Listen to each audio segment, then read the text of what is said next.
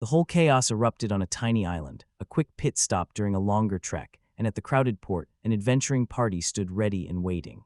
Krot, the party's leader, snapped around to his young companion Lime and barked a sudden command. He wanted Lime out of the party. Those words hit like a punch, freezing Lime into complete confusion as his mouth opened and no answers came out. He struggled to wrap his head around it, muttering Krot's name like it was a joke he couldn't believe, only for Krot to cut right through his confusion, flat and final, repeating the order word for word. Lime had to get out of their party, nearly 2 whole years after Krot had invited her to join their ranks.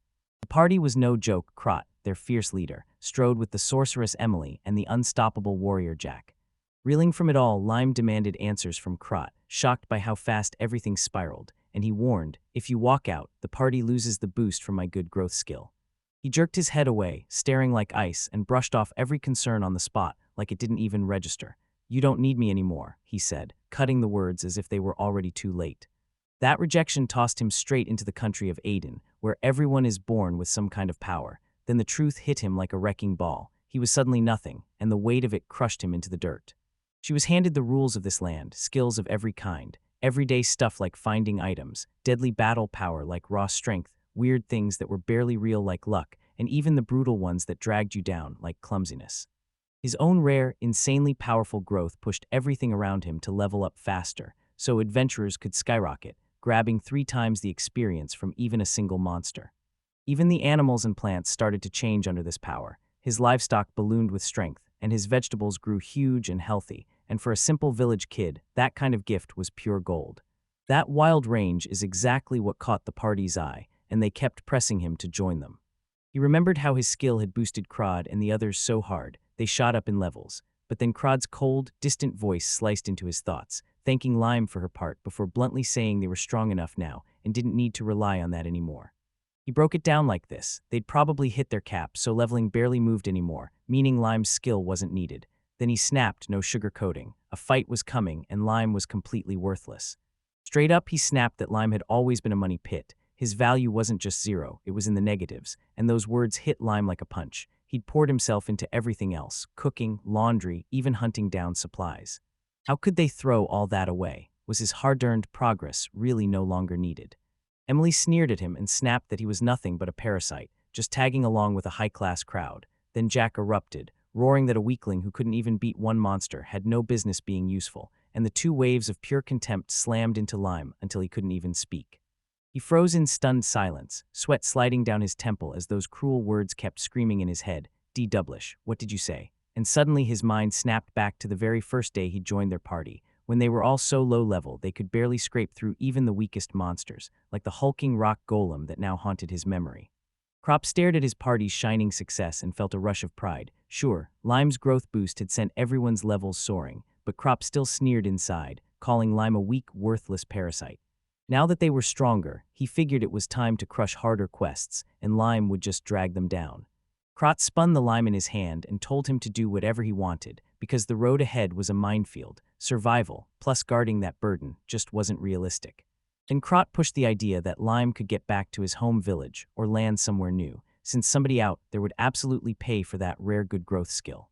Krot snapped with a dismissive wave, declaring their job was finished, and that he, Emily, and Jack would march on with their next adventure. Then the trio strode off, leaving Lime frozen in stunned silence.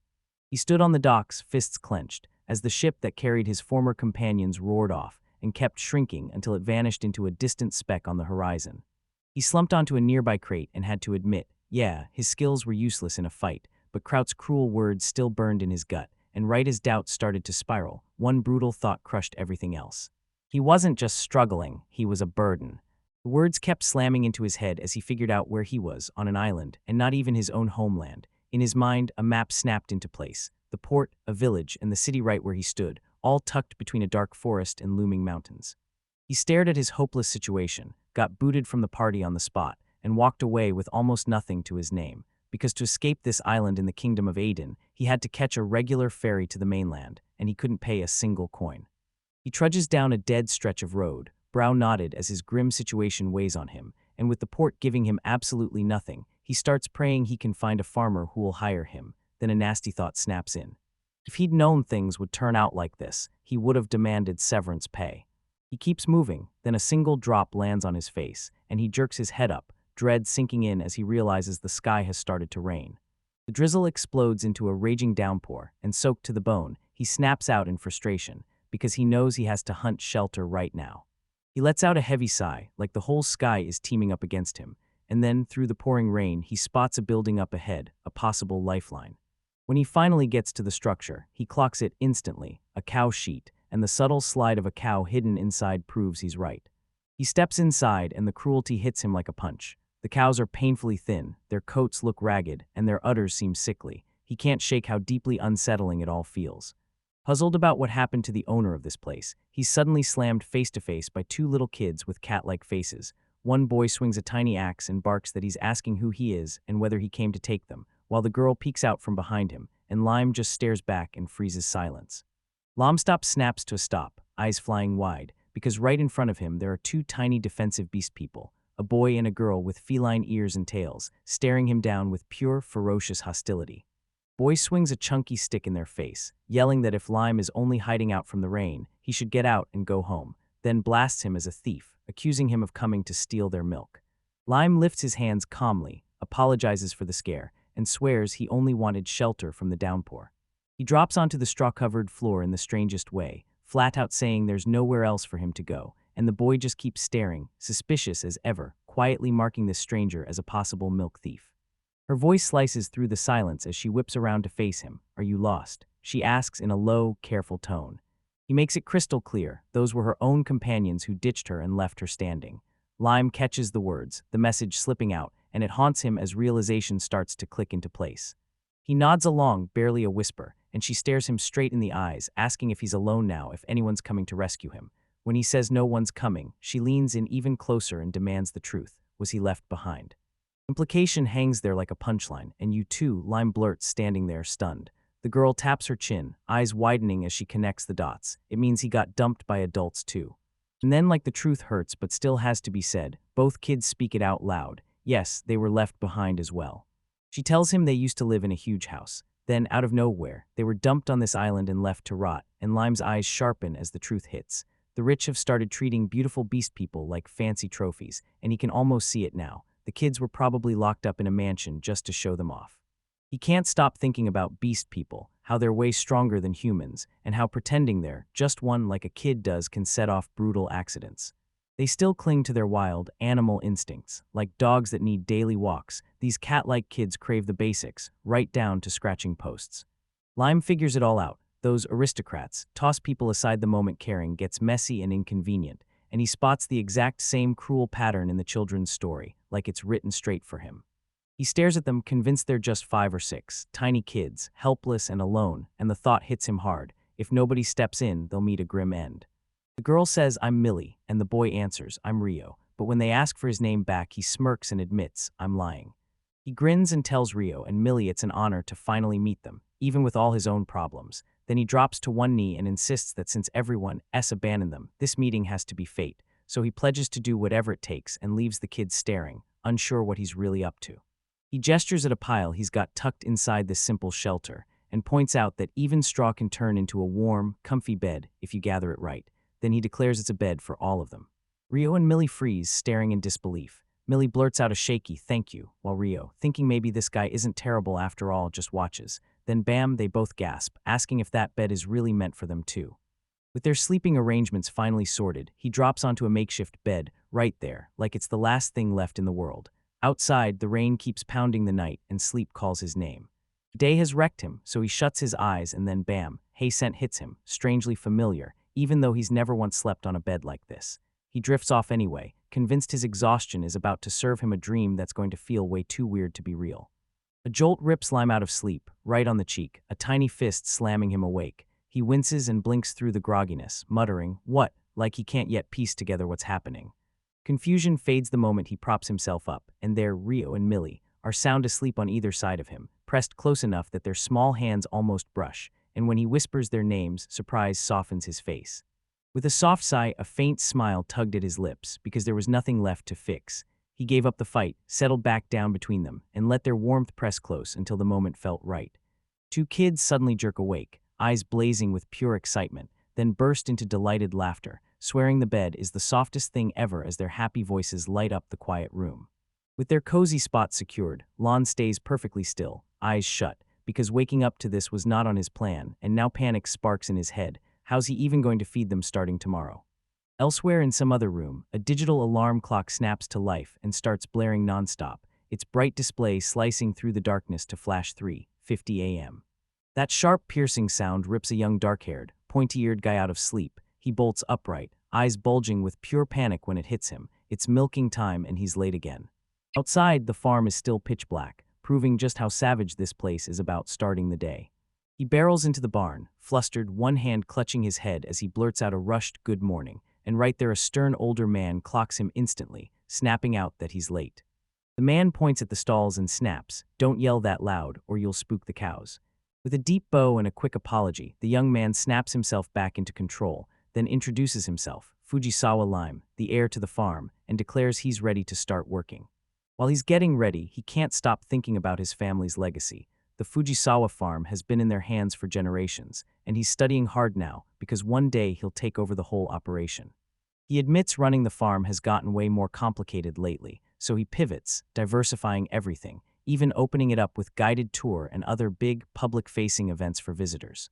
He sees the plan clearly, a cafe on the premises that churns out its own butter, cheese, and even soft-serve ice cream, and for now, as an intern, his job is simple: take care of the cows and jump in to help at the cafe.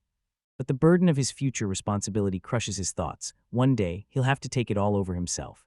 And while he expertly milks the cow, the foreman just watches, impressed, recognizing how this young heir already runs his tasks like he's been doing it forever. His practical training kicks off with a step everyone skips over, but not him. The farm foreman lays out the exact routine you have to follow before you're allowed to milk at all, the pre-milking process. First, he uses a soft touch on the cow's hind legs, sending a clear message: he's here to milk, not to startle. The foreman hammers home why this prep matters, telling Lime it's not only hygiene, it's a full-on health check, spotting trouble like mastitis. Then he shows him step by step. Wipe the udder with a clean cloth, disinfect his hands, gently rub the udder, and set a bucket underneath to start milking. Lime leans in, stunned by how much he still has to learn. The foreman says this gentle touch kicks off a surge of oxytocin, making the cow feel good and loosening the milk so it flows easier. And Lime wastes no time putting the lesson to work as the cow keeps moving nonstop. He also notes that young cows are a joy to handle since they're usually healthy and a breeze to take care of. At the Fujisawa farm, the worker ends a thorough check on a cow, and when everything looks fine, he slides into the milking routine, talking to her the whole time, telling her to hang tight because she'll be next. Foreman marches up to him, slips in. "So that's Lime, yeah, you trip over everything," even though Lime's steady with the other cows. Then he snaps, "Why are you always late?"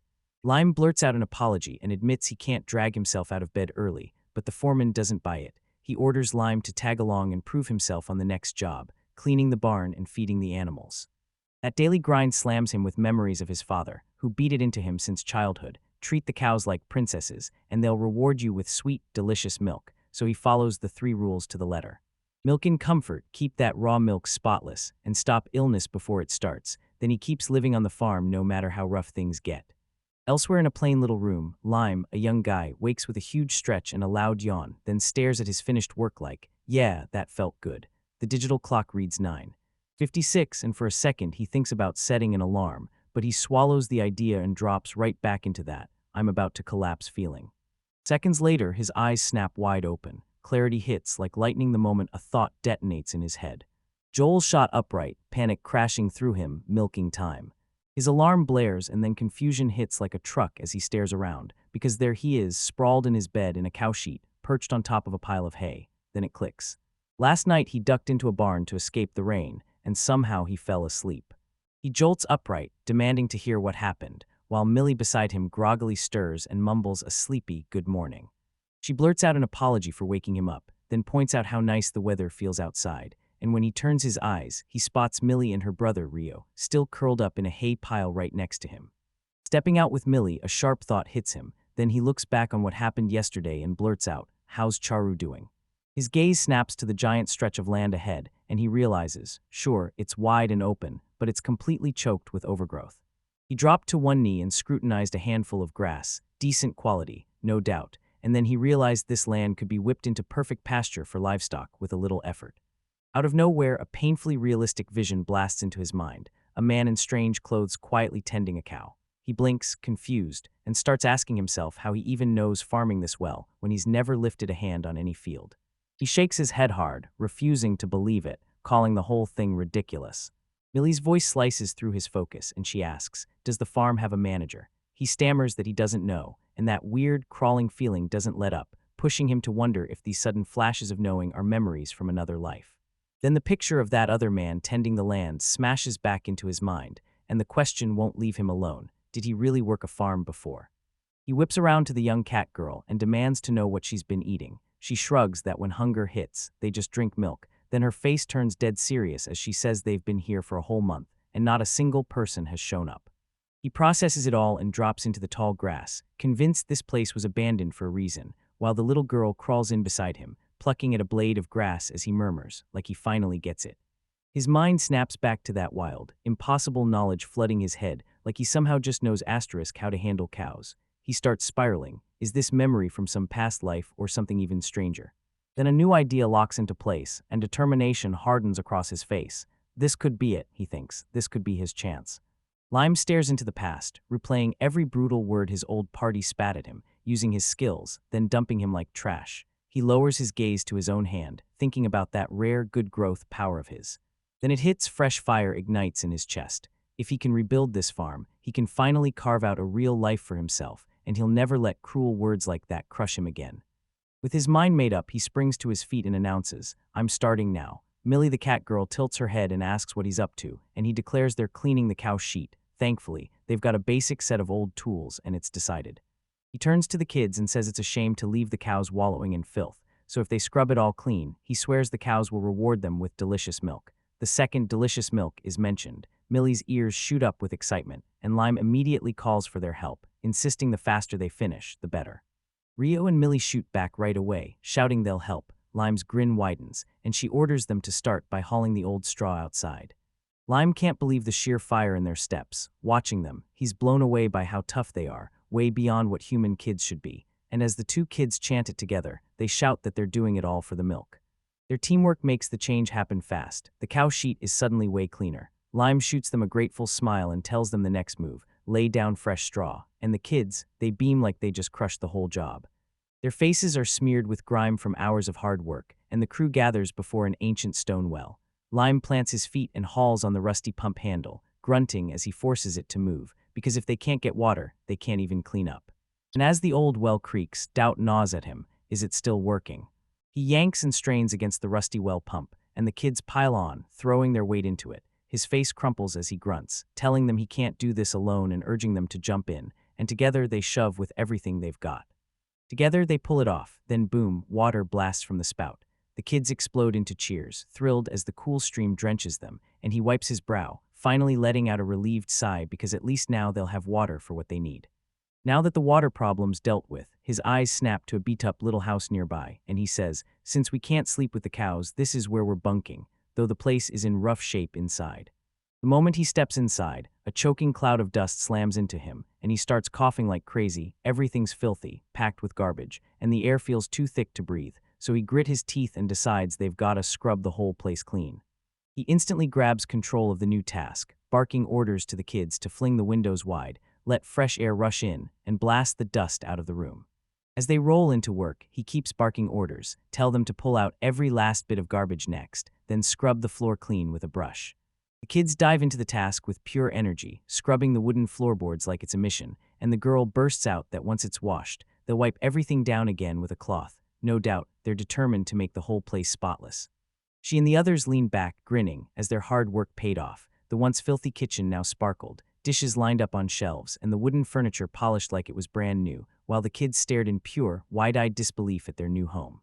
Rio and Millie burst into joyful cheers, throwing their arms up as they shouted that they finally had a super home for all of them, and Millie swore they could finally sleep in peace, just watching their happiness, while Lime smiled and admitted that even if it was small, it somehow turned out seriously cozy.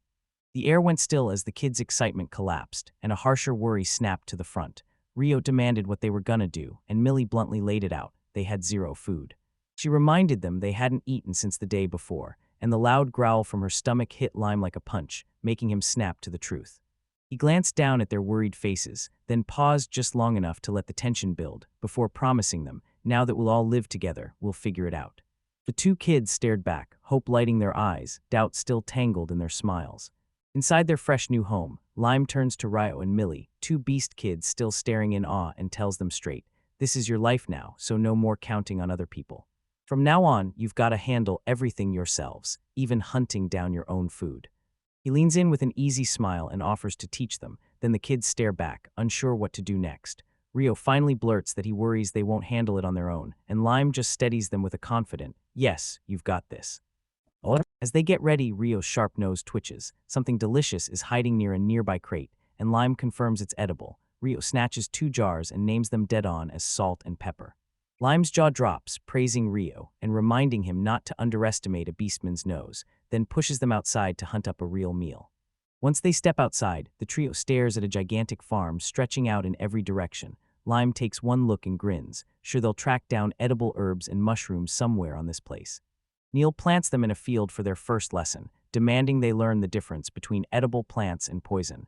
Then he leans in and tells them to stay razor-focused, because if something happens to him, they'll need to be ready. He spots a cluster of plants nearby, dandelion, parsley, and wormwood, and points them out one by one, then leans in and tells Rio to study them hard and memorize them, because these are all safe. The boy blurts out in pure joy, lifting 2 huge spotted mushrooms he just found, and asks Rio on the spot if they're safe to eat. Then Lime's smile drops, his face turns grim, and he warns Rio that on his travels he met monsters that looked exactly like those things. Lime stumbled out there, still rattled by that warning, and then boom, he pivoted straight to Millie, lifting a mushroom like a teacher with a gotcha moment, telling her that the flashy fungi are usually poison, while the edible ones stay bland and easy to miss. Right as he finishes giving orders, a voice snaps out from the tall grass, Rio, demanding to know where they are, while Lyman Millie whips his head around, can't see a thing, and only hears that voice bouncing across the field. She couldn't see a thing over the tall grass, so Millie begged to be lifted higher. Lime shot her up in his arms, and she blurted in awe once the view opened up. Then he hurriedly apologized for getting sidetracked from their mission. He lifts her onto his shoulders, and she bursts into cheers at how high she's suddenly towering. Then she cranes her neck and spots Rio right there, pouting, and beckons him to join them, but Rio snaps that he wants nothing to do with it. Before she can finish, her eyes snap to a tree heavy with tiny red fruits. She points and demands to know what they are, and Lime, still feeling a little guilty, glances over, only to realize Rio's watching too, despite everything he said. She spots the fruit as cherries and raves about how insanely delicious they are, perfect for jam or pies, and the moment Millie hears that, she practically explodes with excitement and swears she'll go pick one. In a flash, she scrambles up the tree with shocking agility. Lime freezes below, stunned by how fast she climbs, and blurts to himself that she moves just like a cat. From a high branch, Millie proudly holds up a freshly picked cherry and reassures him she's a great climber. Millie rockets through the air, grinning as she stuffs herself with just-picked berries and yells about how insanely delicious they are, while down below, Lime grips the harvest basket and pleads with her to stop before she eats it all. Peeking down the hall, Lime can't hide his smile. Wild herbs and mushrooms are piled up, and cherries are ready for dessert too, so he tells the kids they absolutely nailed the job. He starts setting up his cooking spot, talking through every step as he goes, then shows how to spark a fire using straw and dry leaves for kindling, carefully stacking the firewood so it'll burn hot and steady. Then, once the flames are set, he and the kids rush off to gather stones to build a simple heart. The flames catch and Ryo blurts out pure amazement. Lime shrugs and says Emily could have just used magic to light it, but Emily snaps back that her magic isn't for his entertainment, then grudgingly admits that because of him, she's somehow learned to cook pretty decently in that pot. Right when the flames settle and the water starts roaring in the pot, Lon snaps that it's go time. Then Rio and Millie dive in, sprinkling salt, pepper, and a punch of spices to bring the stew to life. After a little waiting, he bursts out that the wild herb and mushroom soup is finally ready, and the moment he ladles it into bowls, that savory aroma floods the air. Then he quickly pulls Rio back before he burns himself on a hot bowl, tells him to hold on, and sends them off with a warm, "Enjoy your meal." The kids take that first sip, and their eyes immediately sparkle. They swear it's delicious, shocked that a few simple herbs can hit this hard, and right beside them, Emily and another adventurer taste the soup too, their faces lighting up with genuine surprise and pure enjoyment. Millie, the young cat girl, gushed that Lime's cooking was straight up amazing, and Lime just grinned, saying salty food hits different when you're worn out, and that her mushroom broth made everything taste even better. Plus, he admitted he used to handle the prep for his old squad. Lime watched her grin as she devoured the soup, swearing its delicate flavor made her want to empty the whole pot. Then his face went serious as he realized kids their age had to eat big, not just herbs and mushrooms, so he decided right then to cook them something far more filling. As he stared out at the water and spotted a tiny fishing port in the distance, his mind raced to the future. He was going to haul in fish and shellfish to keep their meals full, and once the milk started flowing steadily, he'd trade it to the local farmers for vegetables and flowers. A plan started to click into place, and his face sharpened like he'd finally got answers. Suddenly the calm got shattered. Rio jabbed a finger into the distance and shouted that a cow was sprinting, while Millie blurted, "Who on earth is that?" Out in the tall grass, a tiny, cat-like creature was absolutely zooming along. Lon's shock snapped into raw alarm when he saw the creature barreling right at them, not just nearby, so he screamed that the kids were doomed and yelled for them to run as it charged in like a bullet. He lunged in front of the kids and took the hit head-on, blocking their view with his own body, then snapped his eyes to the threat, just a scrawny little calf, not exactly bright, yet it was darting with shocking speed, and the danger was right there, immediate. He barreled straight into the charging calf, bracing for impact, and the collision jolted him so hard he grunted through the strain, stunned by how savage even a young beast could be. From safety, Rio and Millie, the cat children, screamed his name in terror, watching the fight play out. Sol let out a shaky breath of relief, gently patting the small calf with lime in his hand, his voice soft and steady, telling the creature to calm down, promising everything was going to be okay. Continues to soothe the animal, coaxing it back to the others and promising there's no danger nearby. Then the calf starts eating, and right as it does, Rio and Millie slide in from behind with one of them asking, "Are you okay?" As Lime moves, Rio suddenly wraps her arms around him, clinging tight while she blurts out that he's the best. Millie stares with wide eyes and nods along, and Karen just watches, whispering Lime's name under her breath.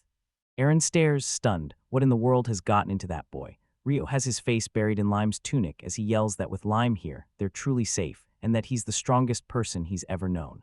Her expression melts the moment it clicks. These kids have been through hell, and they're starving for love like air, not just food.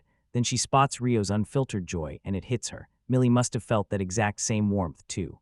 With pure playful energy, Lime hoists Rio up into the air, and the boys grinning like crazy. Then Lime says, "It's not bad," but Rio, still laughing his head off, shouts, "Not enough."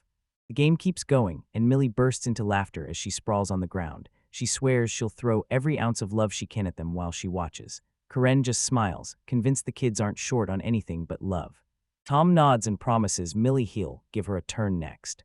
Lifts Millie into the air, a huge grin breaking across his face as she giggles in pure joy. Rio stands there, glowing with pride, and Lime thinks to himself that no matter how tough things get, the kids matter more to him than he'll ever matter to them. 2 weeks slam by, and with everyone pitching in, the land finally starts looking like a real farm. Lime hops in with Rio and Millie, swinging sides to slice through the thick, wild grass. As he milks the cow, he starts thinking, if this keeps going, it's because of me and the massive help Rio and Millie gave me. Then bam, Rio rockets over, yells his name, and warns him a strange guy just showed up. Lime snaps his head up, totally thrown off. He whips around to see a stranger posted at the farm's entrance, and the moment he spots that aristocratic face and fancy clothes, everything feels wrong. Lime just freezes, eyes wide, wondering who on earth could have come here. A calm stranger steps up and greets him, asking straight if Lime is the one who restored the farm. Lime nods, but a flicker of doubt hits his face as he starts to wonder if this guy is really the owner. The visitor freezes in shock and blurts out, "How long did it take?" When Lime says it's only been about 2 weeks, the man can't even process it. Then he demands to know if Lime is some kind of master or a genius to pull off all of that in such a short time. The man steadies himself, shoots out an apology for barging in and for not introducing himself sooner, then drops the truth, Sadia Langrid, the island's ruler, and the shock hits Lime and the kids like a punch. Lime can only stammer in disbelief, while Rio, utterly confused, blurts out what a ruler even is. Lime solemnly introduces Rio and Millie to Sadia Langrid, then rushes to apologize for their earlier behavior, but Sadia just smiles, calm and easy, asking Lime if it's really true, telling him not to worry at all because everything is perfectly fine. Lime blurts out a startled shout, stunned by that title, then blurts, "Wait, are you really a lord?" while Rio glares at him, all suspicion and sharp suspicion in her eyes. Sadia brushes off the whole worry with a sharp wave, saying they're just kids and didn't mean any harm. Then, when Lime bows and apologizes, Sadia straight up tells him to watch Rio and Millie and go fetch them some water, and Lime nods along without hesitation. He flashes a warm smile, and a secret thought zips through his mind. This lord is way younger than he ever would have guessed. Then he pivots, firing off a question to Lime. When did he register? It totally blindsides Lime, and for a split second, he's just standing there, completely thrown. Sadia lays out his purpose in plain words. He has to find out who's living in his territory, and then he spills his plan. Track every islander down, collect their names, addresses, and details, and get it all officially registered. He keeps going, raising a little tube packed with the registration forms he plans to hand out, and he turns to Lime like a loaded question. How long are you really staying here, and are you moving in the next 2 or 3 years? Lime answers he's staying, then his gaze snaps to the tube in his hand as it clicks. Turns out that simple stick was never just a stick at all. He looks back on the choice that lets him live his life his way on this island, and suddenly it's like Millie and Rio are right there in his head. Every tool, every meal, every moment they shared, until he realizes he's not alone anymore, and he's finally found his place to belong. Whipping around to Sadia, he asked if he could really stay here for a long, long time, right here, for good, and the Lord only smiled warmly, like he already knew what he was about to say. They walked together and Sadia leaned in, grinning, and told him he had 0 objections. Then he admitted he'd heard whispers about a young man and beast children moving onto the farm and the wild part. Even after such a short time, they'd already turned it into a model property. He keeps going and drops the bombshell that the farm's old manager has died, leaving everyone panicking because the villagers refuse to shoulder the burden. Then Sadia turns to Lime and asks straight up, "Can you fix this land?" Lime steps up, promises to help, and when Sadia offers support, Lime's face lights up, gratefully accepting the challenge. As soon as he agrees, Sadia thrusts a rolled document into Lime's hands. Lime stares at it, baffled, and blurts, "What is this?" Sadia's face lights up for a split second, like he's got exactly what he wanted, thinking the talk is going perfectly, and that acting clueless was the smartest move. Sadia beams and says the papers are all about taxes. He lays out that for year 1, every single coin earned on the island gets shoved straight into the treasury, and the whole room freezes as Lime just stares in total disbelief, like the word taxes echoes in her head. Lime locks eyes on the tax form, brow knotted tight as dread creeps in. He reads the numbers just fine, but that insanely low price feels impossible, like there's no way a pastor as huge as he is could be paying so little. Confusion swells, he whips around to Sadia languid and shoves the paper in her hands. He stammers, asking if that number can really be right. Sadia smiles and steadies him, saying the tiny amount might throw him off at first, but there's nothing complicated here, there's a simple explanation. He tells him the math checks out. This island is packed with abandoned villages, so the price of the land tanks, and these holdings could be the absolute cheapest in the whole country starting next year. With a warm grin, Sadia tells Lime to just pay the taxes, then slides him a good luck and reminds him to grab the immigration forms when he's ready. Stunned by how generous it all feels, Lime can only bow his head and thank him from the heart. Sadia rides off, and just as he's gone, Millie closes in on Lime and blurts, "Who was that lord?" Far off, Sadia can't help wondering how some noble just cruises around without a carriage. Lime kneels to the kids and explains it straight. That man isn't some random visitor. He's the island's real owner, the big boss running everything. The kids react like someone just dropped a bomb. Millie even asks whether the island has a boss, while Rio blurts that maybe this guy's a criminal. Lime shuts it down fast, saying Sadia will be handling them, so they better show respect. Rio's not buying it for a second. He asks if they can just beat Sadia up if he starts trying to shake them down for money.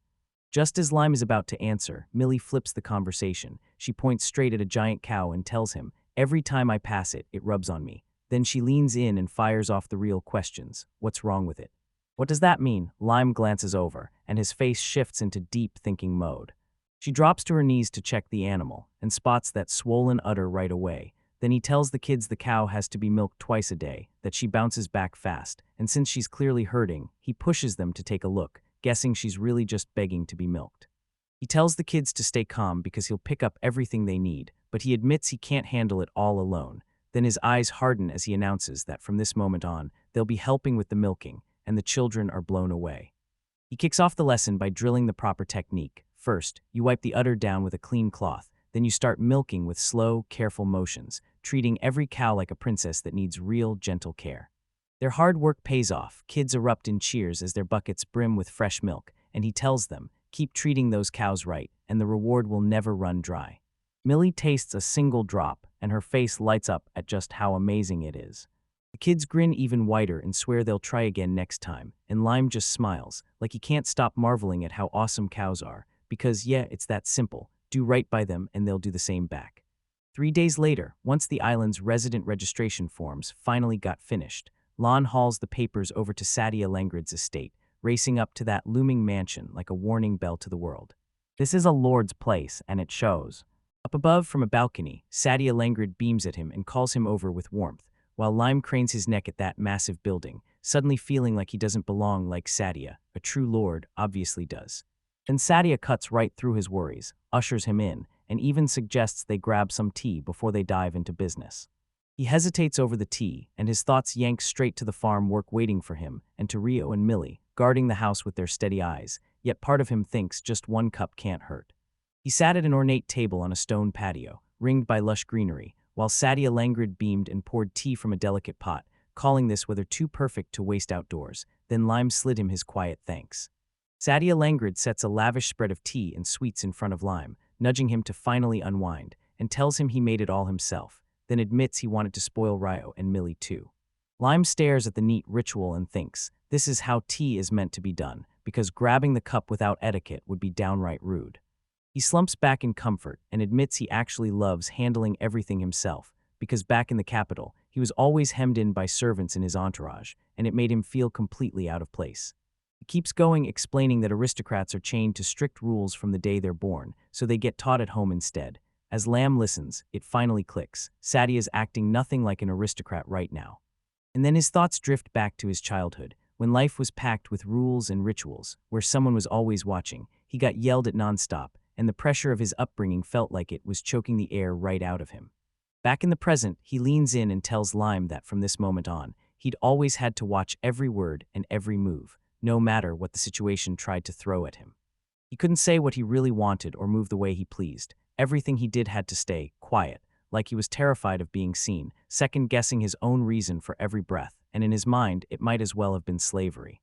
He ends with a small, faint grin, and the second he realizes it, the whole life he lived suddenly feels empty, while Lime just sits there in silence, eyes sharp with thought. He kept going, saying this island doesn't care about rank or where you were born, only what you do. He just wanted to live free. Lime leaned in, urging him to tell what happened next, and Sadia admitted that during that time, he became the lord of this very island. He remembered the moment he decided to ditch his old life and vanish into a brand new world, right here. The town's old-school ways fit him perfectly, a breath of freedom from the city's pointless rules. He'd been hunting for somewhere to let his soul finally exhale, and he found it in the simple, mouth-watering food and the real, warm smiles of the locals, until all the fancy formalities from his past started feeling totally meaningless. While he poured his tea, he realized that once he decided to move, picking this island was the only logical play, so he chose to stay, and Lime nodded like, yep, that made perfect sense. Sadia took a bite of the pastry and smirked, saying life here feels too good, except for one tiny snag, and of course Lime must be the kind of person who lives for great food. He pointed out that the lowland value keeps taxes easy, which is why this island is such a steal, and as Lime sipped his tea, Sadia let out a quiet thought. He'd always loved getting to rest in peace. He shoved his papers aside, apologized for going on and on about himself, and then announced, now it's Lime's turn. That sudden switch hit Lime like a curveball because he hadn't expected Sadia to sound this way. What an incredible case, he thought. And seriously, he'd never pictured a reasonable aristocrat like that could even exist in this world. He leaned in and flashed the documents he'd been poring over. Then, since Lime had once been in an adventurer's group, he straight up asked if he'd been traveling nonstop. Lime didn't answer, he froze for a beat, then dodged the question by asking the Lord's proper title like it mattered most, and Sadia looked totally thrown off, insisting he'd already said it. Still, Lime's head wasn't there. A stubborn doubt clung to him, and it kept him from moving. He stammers, scrambling for the right words to speak to the Lord, then Sadia snaps in immediately, saying that on this island, titles mean nothing. He demands that Lime call him by his name, even pushing the nickname Suddy, and Lime, visibly rattled, quietly tests it out. He takes a quick sip, then shrugs and says there's nothing about his life after exile, like it doesn't matter. That word slams into the room, and Sadia detonates, screaming exile, in pure disbelief. Lime jerks his head up, just as stunned by how explosive that reaction was. He blurted out a fast apology for his outburst, then admitted he'd just been caught off guard. Yeah, surprised. Sadia leaned in like a blade and demanded answers, pushing harder until he confirmed it. Lime really was exiled, and they didn't even pay him a cent. Then he dropped the bomb. He'd seen Lime's skills in official documents, and started tearing into the decision, asking how anyone could toss him aside when his growth was that good. With those sharp questions crashing down on him, Lime only managed a shaky, troubled sound, like the truth was stuck in his throat. Sadia shot a lazy, stunned look at the paper in Lime's hands, demanding, "So you really got kicked out?" Lime just nodded quietly, but it hit like a punch. This question is the turning point, because Lime's growth skill is insanely valuable, and all he can do is repeat what his old comrades told him. They were already strong enough to stand on their own. It makes it clear Lime has no clue what his powers really are. Then Sadia drops the truth. When your party members hit max level, they probably figured there's no room left for him. And that only throws Lime into more confusion, because he starts asking the terrifying question, do skills just become useless once you reach the top? Seeing how clueless Lime is, Sadia rises on the spot and orders him to come with him to the library, catching Lime completely off guard. He drags Lime into a colossal library, and Lime can barely breathe at the sea of books, so many volumes, it feels made for a noble estate. Sadia casually tells her, "This is just what's left after we had to toss a bunch during our recent move." He snatches a bulky tome off the shelves and thrusts it into Lime's hands, saying it's the newest National Skill Reference Guide, an all-out catalog of every skill they've ever found in the whole country. They drop to the floor and crack open the heavy book, then Sadia lays it out straight. Their mission is to hunt for strong growth. Llama nods, fired up, and they're ready to dive into the research. He studied the National Skill Guide entry on For Good Growth, and it basically screamed that this skill can triple a target's growth rate inside its area of effect whenever outside factors start pushing the pressure. The moment he processed those words, it hit him. His skill wasn't just useful, it made everything around him flourish, and he pictured his party tearing through progress while even the monsters leveled up like crazy. Then he blurted to himself that he'd never understood anything that detailed before, and realization finally lit up his face. Staring at the page, Sadia snatched his attention and demanded what he'd noticed. When Lime looked lost, Sadia tapped the obvious, and suddenly Lime remembered how Krot and the others had bulked up like monsters during those 2 years with him, their confident faces burning in his mind. Sadia jabbed at the next part of the entry, and a brutal truth hit. If a target slips out of the area of effect, they get a debuff that tanks their growth rate to about 3 times worse than normal. That debuff word grabbed Lime's attention, and he demanded, "What does it mean?" Sadia broke it down fast. If they stray from his side, the skill's good effect evaporates, and their progress turns into a crushing negative. The revelation slammed into him like a punch. His eyes went wide with horror as he imagined his old party crawling to a stop, their bodies wasting away, and their battle power dropping fast. He blurted out, panicked, whether the damage wasn't permanent. Sadia stared at the truth settling in, cool and dead sure, and snapped, "Yeah, this effect isn't permanent. If someone rode those gains for 2 months, they'd simply drop back to exactly how they were before." He kept pushing, firing questions at Lime. "How long have you been with that crew?" When Lime finally choked out 2 years, Sadia's mind clicked into place. If regression hit them, it would probably chew through the same amount of time. Then he leaned in and asked the stunned kid one brutal question. "So when do you think they'll crawl back to beg for me?" Lime stammered, and horror crept across his face as he realized his old friends had zero clue what that would mean. Sadia's gaze turned cold and distant, because 2 years ago he remembered exactly how wrecked they'd been, everyone, painfully weak back then. Inside the library, Sadia Langrid snaps his gaze to Lime, and his face turns dead serious. Then he asks straight up, "Did you just say cry?" When Lime confirms it, Sadia goes in for the kill. "So that's your party leader's name?" Stunned by how fast the questions hit, Lime blurts out a shaky yes. He slaps a hand on Lime's shoulder, and his gaze vanishes behind a dark shadow as he fires off brutal questions. Did Lime really crash that party 2 years ago, and was it exactly * 2 years before? Lime's nerves snap, and all he can manage is a shaky "Sati." Lime freezes, stammering out of his own breath. Then Sadia's eyes sharpen, turning icy and ruthless as he demands the truth, warning that if Lime lies, something dark is coming. Cold threat sits heavy in the air as Sadia leans in, his voice dropping into pure menace and sealing his words. He won't forgive it. Lime freezes on the spot, stunned by the soul-piercing fury blazing in Sadia's eyes, something she's never seen before. A cold wave of fear crashes over Lime as his mind races. What if Sadia catches him in a lie? He opens his mouth to speak, but all that comes out is a strangled whisper, begging, "I'm not lying." In a sudden snap, that suffocating pressure disappears. Sadia's face loosens into a warm smile as he looks straight at Lime, calmly confirming that her eyes aren't lying, then softly says, "I believe you." Lime can't even speak, stunned by how fast the world flips. He turns his back and strides off, and you can tell they're jumping right back into that tea party, while he thanks Lime for his honesty. Lime watches him vanish, and his brain goes into overdrive. What was that for? Why did Sadia latch onto him like that? And then it hits, could they have met before? Sadia Langrid sat across from him, calm as a stone while he sipped his tea, and then he snapped that Krat and the others had been reckless. So yeah, it was no shock they were about to pay for it. Sadia finally spilled why. He said it felt weird, like Kraut's crew never really grasped what Lime's skill actually does, and that mistake was exactly why they kicked him out. Honestly, I'm with him.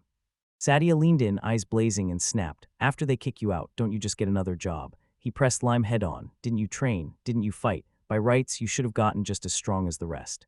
Lime only shook his head, voice low, and admitted the truth. He wasn't built to grow. He was used like an instrument. His curiosity hit a full-blown peak, so Sadia pushed harder, asking what else Lime could have done outside of combat, and even joking that maybe he used to be a model. Lime admitted people had asked, but Kraut always shut it down, saying his skills weren't high enough. The puzzle pieces finally snapped into place for Sadia. Everything clicked in an instant. They weren't trying to help Lime at all. They were choking off his access to his own money and shutting down any chance to stand on his own through real experience. He locked eyes with Lime and pressed him to think for himself, because why would they push him to do it all alone? That question hit Lime like a brick, leaving him completely stunned and unable to figure out what Sadia was really hinting at. Sadia clocked his confusion and just spelled it out. Yeah, they're scared.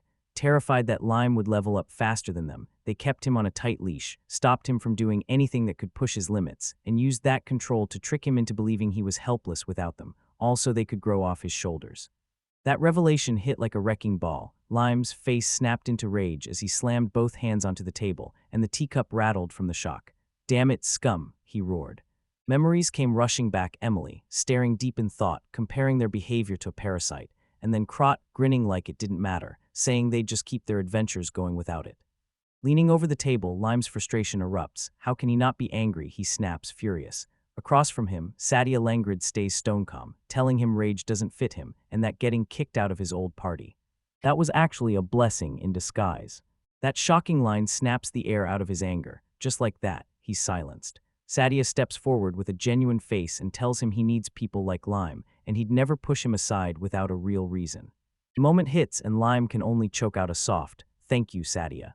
Sadia pours the tea, leans in, and says this is a delicate mess, back from an event 3 years ago with nothing to do with Lime. Then he suddenly snaps into a new mood and asks, "Hey, by the way, did you know Kra?" He bites into the question like it matters, and yeah, he confirms it. But Sadia snaps it away, saying it's a touchy subject that shouldn't be poked. Then he brings up those 3 years ago events again. Lime's mind races back to joining that party 2 years ago, 1 whole year after the mystery incident Sadia just hinted at. Sadia snaps the convo back to real life and tells Lime he's got to start compiling a list of must-have supplies, and he makes it crystal clear. They're going to need resources and children's clothing.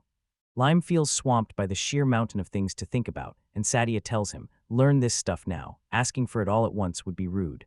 Then Sadia leans in and clears the air. He's not tied to the other situation, and he swears he's hoping he'll never run into Kraut again. His words spike curiosity, so you're really helping them, he blurts out, stunned.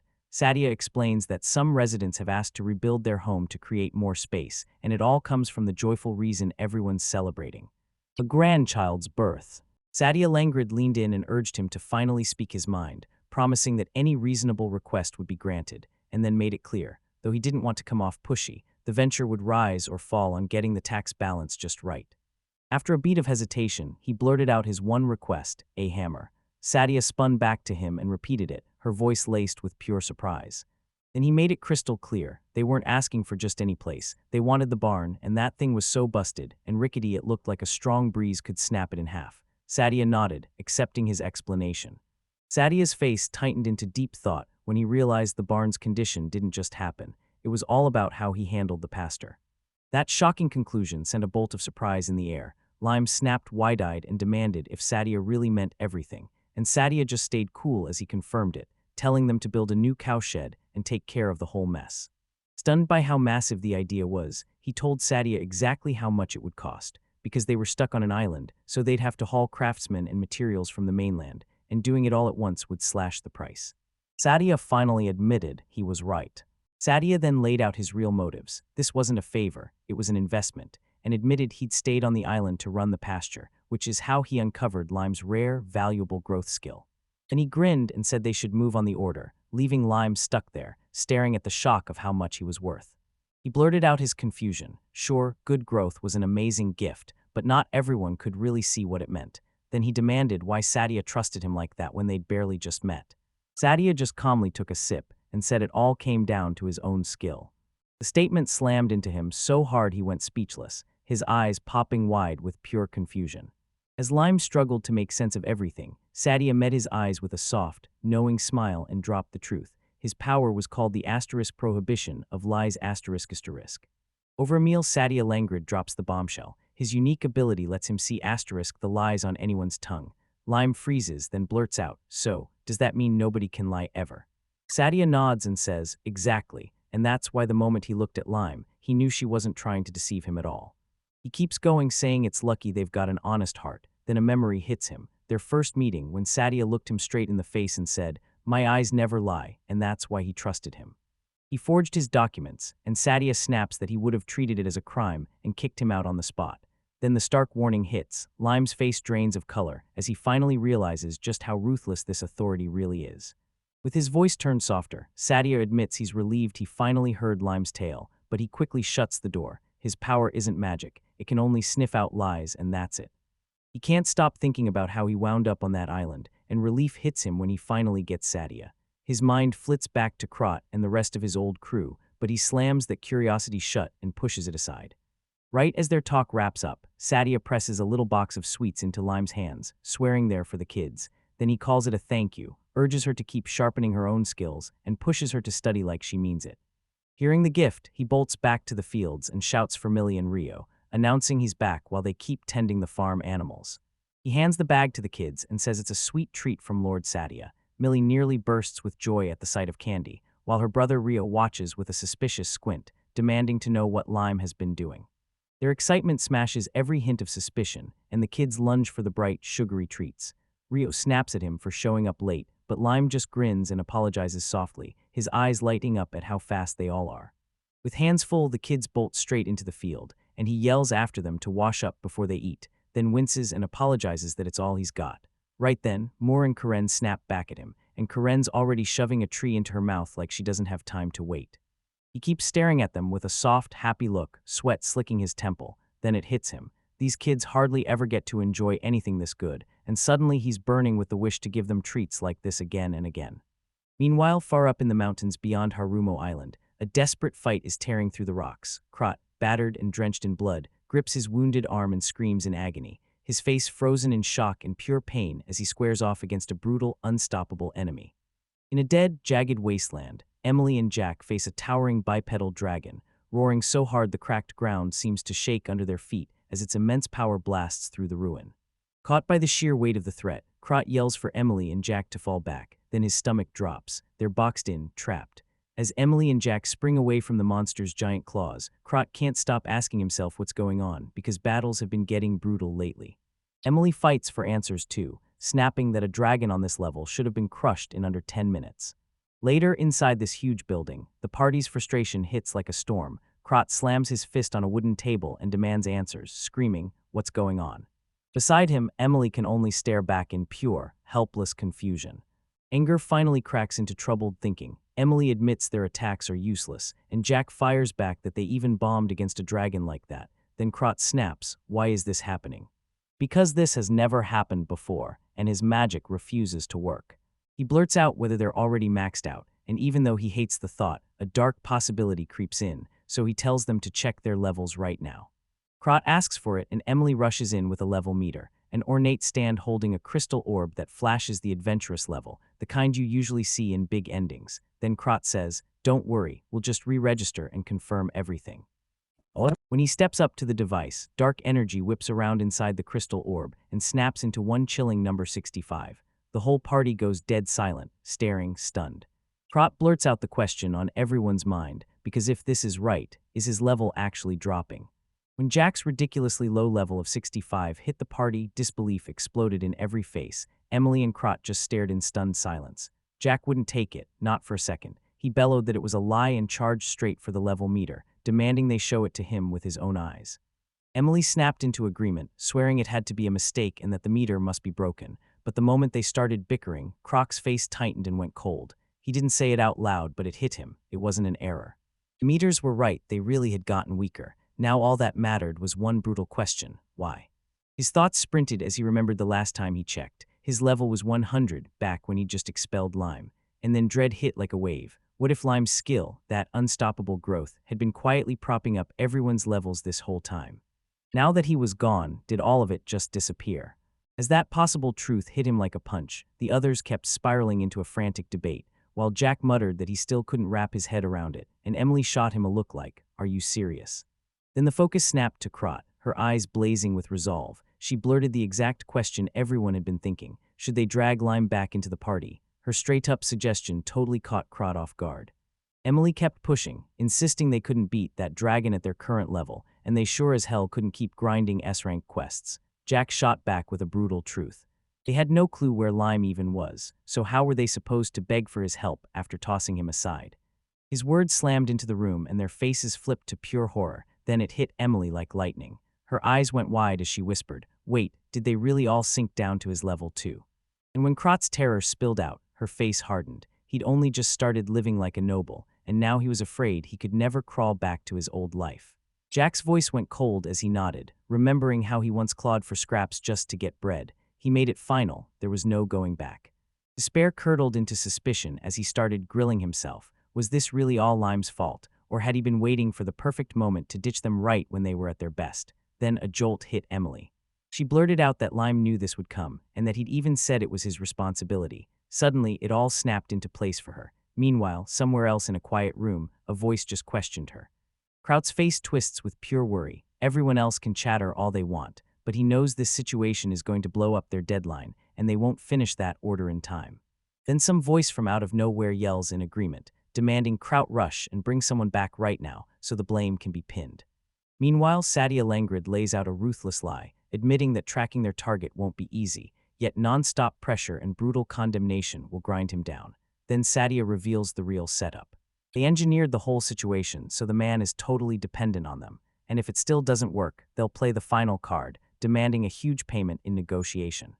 Trot's mind snaps back to the danger right in front of them. One terrifying image of that dragon hits, and he realizes the beast is way too powerful for them to stand against, making their quest feel basically impossible right now.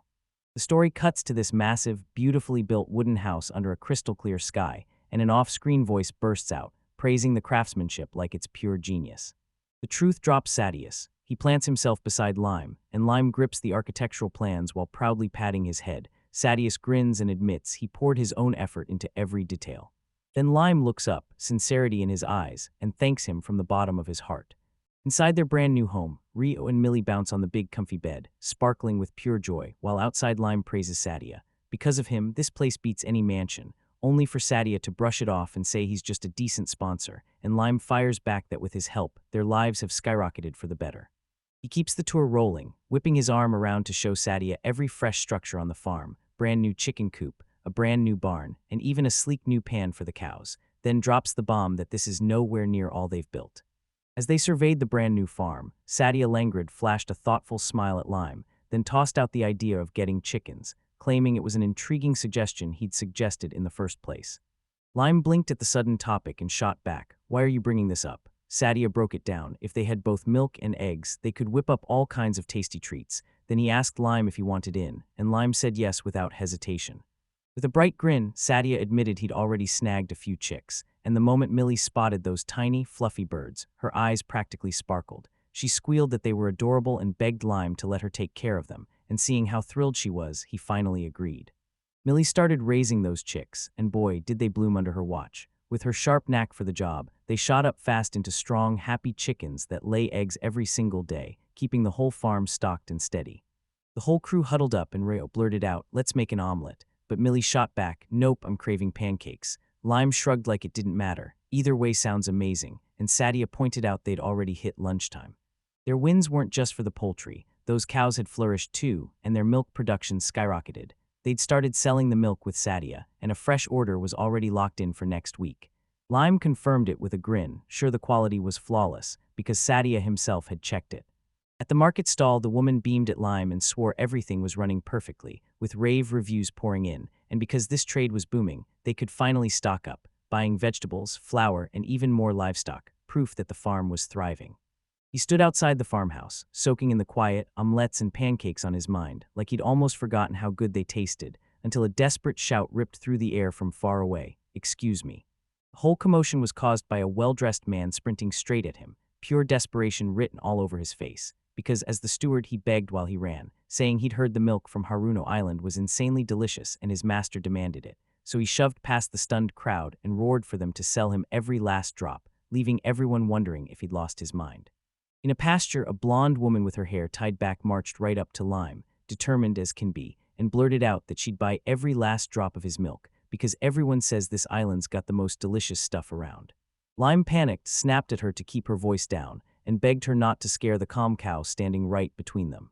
Brisk little bristles shot up at the suggestion, and she blurted that she couldn't wait, but Lime stayed cool, saying the milk would be sterilized starting in the afternoon, and sales would kick off right after, while a well-dressed Sadia languid nearby watched the whole fuss, clearly flustered as he tried to make sense of the commotion. Still dodging his explanation, the woman snaps that money doesn't matter, she just needs the milk. With a frustrated yell, she barrels toward the basket of bottled milk limes and says she'll take it. His face tightens instantly as he slams down, "No, we don't sell raw milk." She and Lime grapple over the basket, and she snarls at him to let go, yelling that her master needs the milk, while Lime refuses to budge, firing back, "What do you think you're doing?" She shoots back that she'll get it no matter what, and Lime panics because the milk is seconds away from sloshing out all over the place. The chaos startles the cow, and Shiro, along with Lime, spots her panic at once. Shiro rushes in, yelling her name to calm down as she gets thrown off balance, and the sudden lurch makes his own hand jerk into the struggle, scraping as he cries out. Shiro's agitation skyrockets. Ryo and Millie panic, screaming for Lime to save them as they swear the cow will kill them all. Lime watches, worried, urging them to hold on, and everyone knows Millie named that big, good-hearted cow Shiro just because she's so massive. The cow's mood sags, and a soft smile crawls onto Lime's face as he frets out loud that the princess might be upset. Then he kneels, facing the terrified cat children clinging to his legs, and whispers for them not to shout, because all that noise only stirs up the cows. He calmly reassures the cow that everything's fine and there's nothing to fear, while down on the floor the stewardess, soaked in spilled milk, snaps that it's her problem to handle. Even after he talks, that cow stays on edge, mooing nervously. Lime, guarded by the worried cat kids, waves her away and tells her to head back to the barn and forget what just happened. He exhales in pure relief, wipes the sweat off his brow, and thinks the danger is finally over. Then the kids spot it. The onlooker hasn't gone anywhere, and that's when Lon's eyes lock on the man still lingering right beside them. Sadia Langrid strides up to them and asks if everyone's all right as the stewardess lunges to her feet, fuming and demanding answers.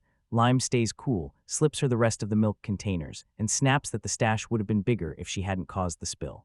Rage flares in her chest as she screams through tears, furious that she trekked all the way from the capital just for that milk.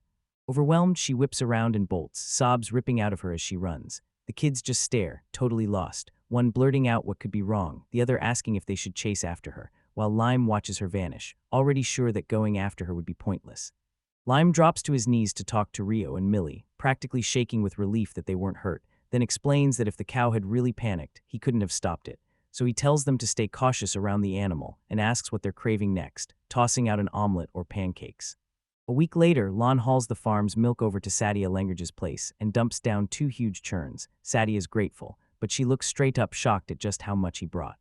Lime backs it up. The island's been scarfing up milk nonstop, but it's not unlimited. There's a hard cap on how much anyone can drink or use before it runs dry.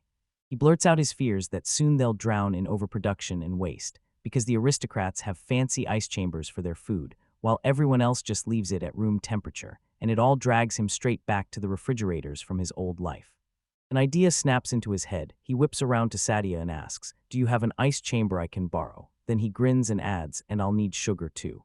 He declares he's going to turn the extra milk into something mind-blowing and delicious, and when Sadia hears that, he's instantly all in, cheerfully volunteering his ice chamber and his food supplies. He thanks Sadia and swears he'll pay him back later, but Sadia just waves it off and says he only wants Lime to share whatever tasty food he cooks up.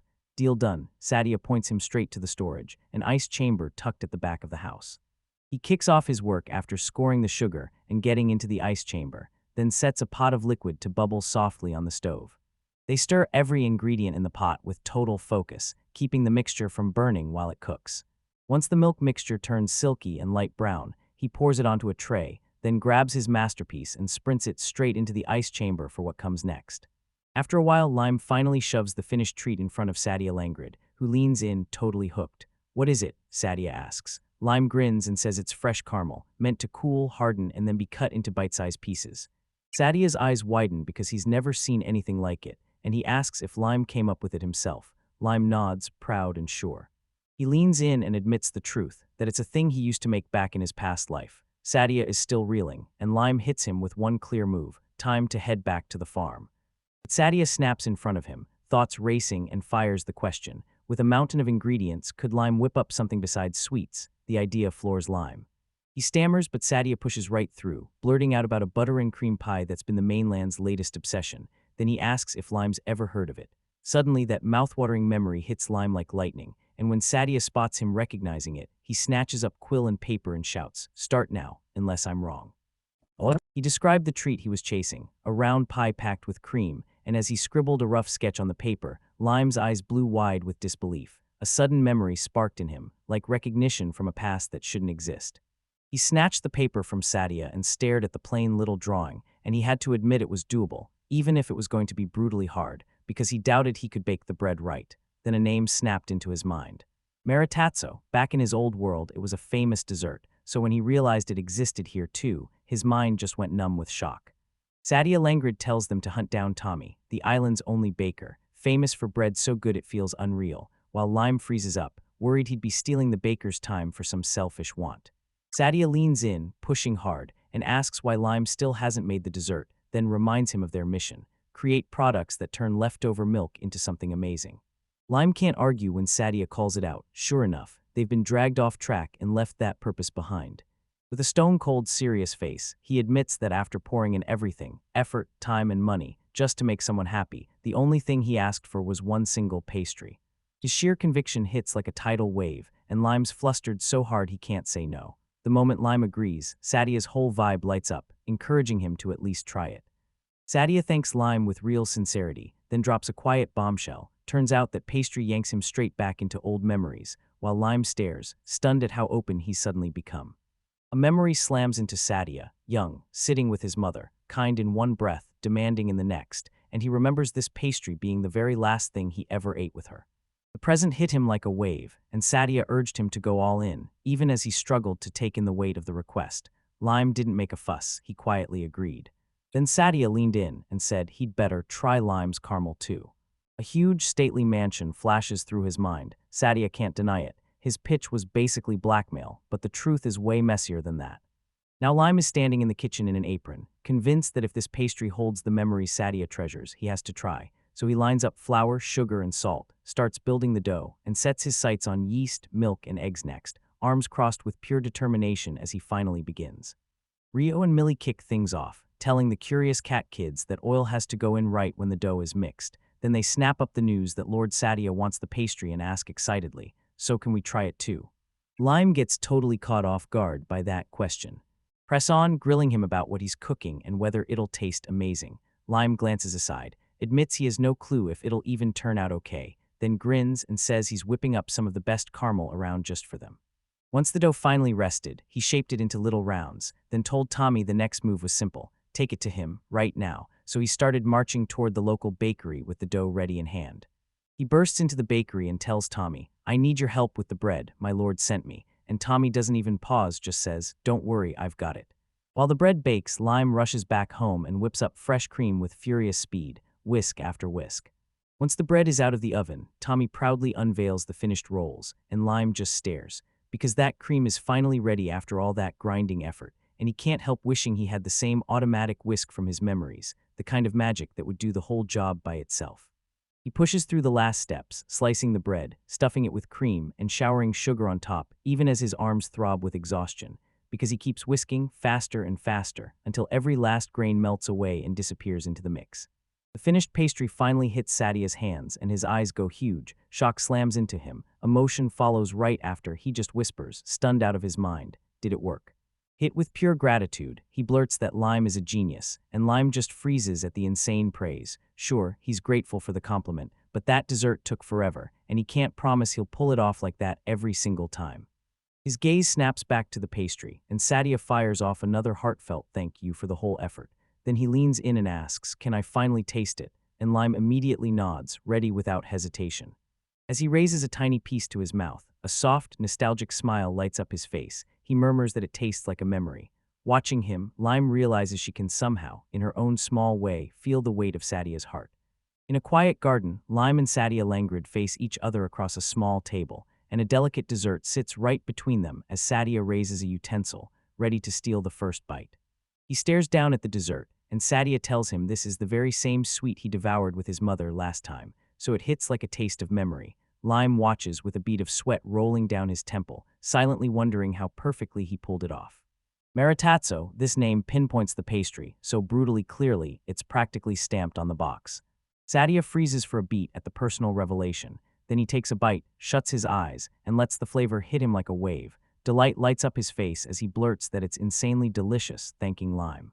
Flustered, Lime tries to shrug off the praise, but Sadia won't let up. He insists, declaring that this version is even better than the one he remembers from his past. It tastes like a memory the moment Sadia's mind snaps back. He's back in the day when his mom was running out of time, and he begged the chef to make her favorite dessert, the big hit everyone loved, just one thing different. A lighter cream so it wouldn't weigh her down while her body was already failing. Back in the present, Sadia drops his story with a heavy, sorrowful stare, because his mother died just 1 week after that meal. He admits regret still claws at him, wondering if he really did the right thing, but then he imagines her smiling, because she would have loved that cake, the one with Lime, made even sweeter just for her.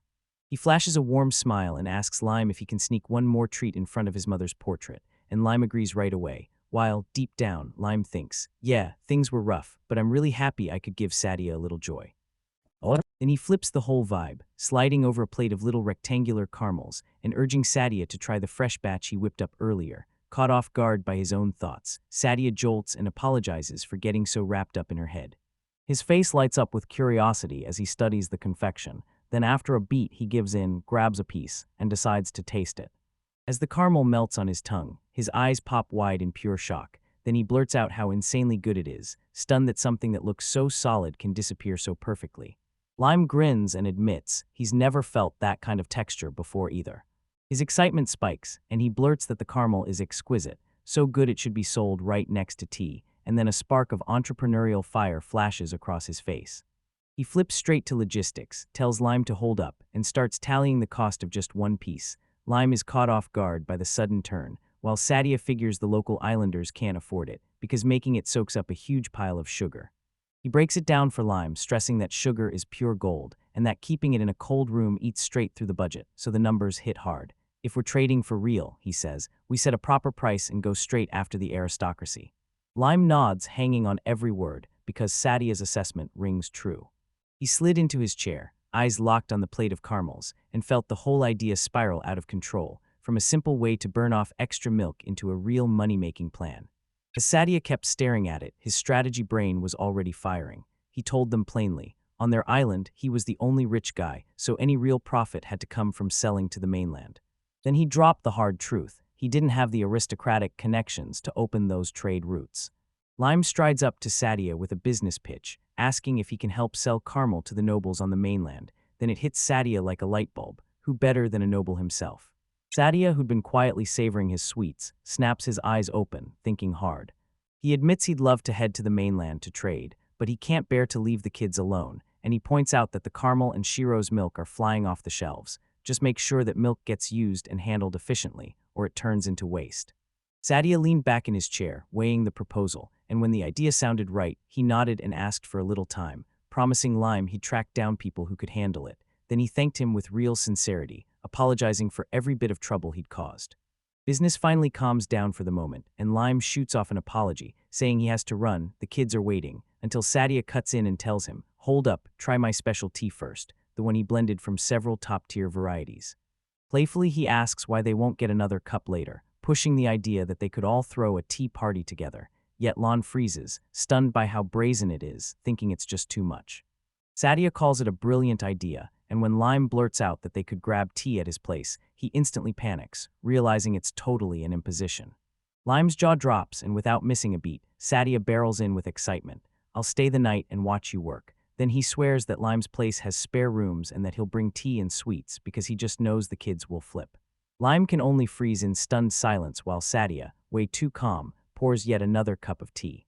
He guided his surprise guest straight to the main farmhouse, a tough, two-story log building tucked among the trees. Inside, Millie and Rio were already on alert, whispering Sadia's name in worried murmurs as soon as they felt the visitor coming. They ran into the two men outside, and Lamb had to steady the bewildered kids by explaining that Sadia had chosen to stay the night. Sadia offered a cautious hello, while Rio fired off questions at once, demanding to know why their boss was staying with them. Lime rolled out a cart piled high with fruits and sweets as a welcome offering, and the kids' eyes lit up so fast the last bit of suspicion vanished. Now they were practically fantasizing about whether they could finish every single bite. Their fear evaporated the second cheers erupted, and they begged Sadia to stay way longer. Lime caught the energy, shot them a rallying grin, and declared that their guest wanted to watch everything, so they'd better get to work before tea. And that's how the observation kicked off. Sadia leaned in, watching Rio expertly milk the cow. Then later Lime came around with tea for everyone, and Sadia couldn't help but smile when Millie happily introduced him to one of the farm's chickens. As night crept in, everyone huddled together for a simple meal. Sadia and the kids ate, and Lime just watched, calm as ever, wearing a small, happy smile while he saw his unexpected guest blend in like he'd always belonged. As night draped the big wooden farmhouse, Sadia stared into the dark and let his thoughts roll. This kind of slow, unexpected pace felt weirdly amazing to him. About a week later, under a crisp daytime sky, an even grander building rose where the old one used to be. Back at the farm, Sadia devours a slice of cheesecake and mumbles that it's pure perfection, while Lime sits across from him, smiling like she already knows, and presses him for the truth. Is it really that good? Millie's latest move finally paid off in the sweetest way she hauled in her usual milk, then took a gamble on baking a cheesecake, stirring cream cheese, sugar, eggs, and flour together, before pouring in cream and lemon juice and whipping the whole thing until it was perfectly blended. After that, Rio and Millie, two eager cat kids, follow a detailed recipe like it's mission control, crushing biscuits, stirring in butter for the base, pouring in the main mix, and sliding the cheesecake toward the oven. It's another masterpiece. Lime just stares at the finished cake, then grimaces because they've run out of sugar, so the next bake has to wait. Sadia nods along, says they'll need to get sugar cane delivered, and then casually drops that the whole recipe came from his past life. As thoughts spiral, Lime realizes this isn't just about a pot, it's about a bigger mess brewing. While he stirs, he glares at the farms churning out more milk than they can handle, even with cheese being made every single day, and at the same time Sadia quietly stares at his fork, wondering if he should finally push someone to move to the island. Concern digs deeper as he stares down rows of milk cans, realizing the islanders can't possibly finish it all, so the ugly truth hits. He may have to start dumping the extra. Right then Sadia pops up with a mountain of corn, grinning like nothing's wrong, and cheerfully offers him some. He basically tells everyone, there's no way I can finish all this by myself, and since the whole island shares meals, he hauls the bounty straight to Lime, pushing him to share it too. That massive harvest suddenly makes everything click, and he realizes it's all coming from the power of his skill. Then Sadia clocks the shock on his face and demands, what's wrong? He keeps going, saying that kind of result is exactly what the good growth skill is supposed to deliver, and Lime feels swamped but shuts down the spiral. This isn't the moment to get stuck.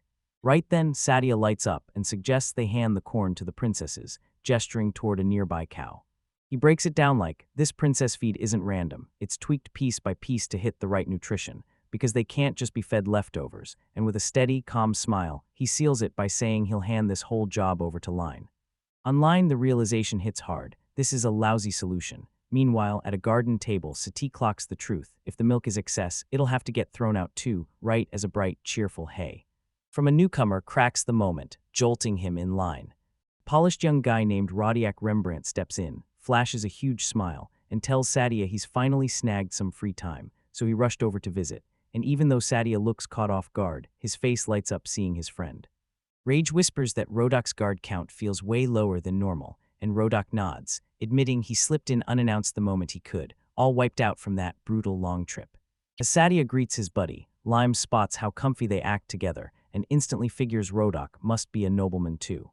Then Rodak's gaze snaps to Lime, straight up asking if he's the farm manager Sadia won't stop talking about, and before Lime can even finish his hello, Rodak drops a jaw-wrecking offer. Come work for him for 100,000 gold a month. Lime's left completely stunned, unable to speak.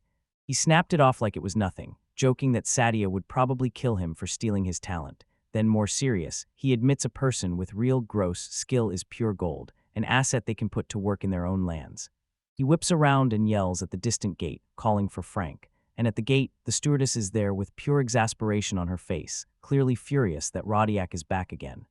Lime, Sadia, and Rodoc stand there staring at a blonde-haired steward who won't stop glaring down with worry in his eyes. Then Lime's face snaps with recognition and a flash of shock. Rodiac Rembrandt spins toward Lime and blurts out that the blonde man is just a servant, and Lime's jaw drops in shock. Then Rodiac keeps going, remembering how that very same servant just weeks ago tore up the farm by spilling a whole bucket of milk and starting a commotion. He swings the attention straight to his servant, barking for Frank to step forward and make things right for all the trouble he caused. Then Frank doesn't stall for even a second, bows so deeply it's unmistakable, and roars out a loud, proper apology like it's carved into the air.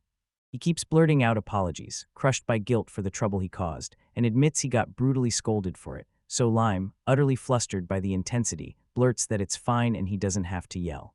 Frank keeps bowing, and before he can finish, Sadia snatches him up and snaps, demanding what the shouting is all about, only for her to explain that her lord's hunting for the island's milk. That's why she was sent ahead, and she just wanted to help. While on the side, Rodiac reassures Lon that it's all settled, and promises he'll school Frank properly so he won't stir up trouble again.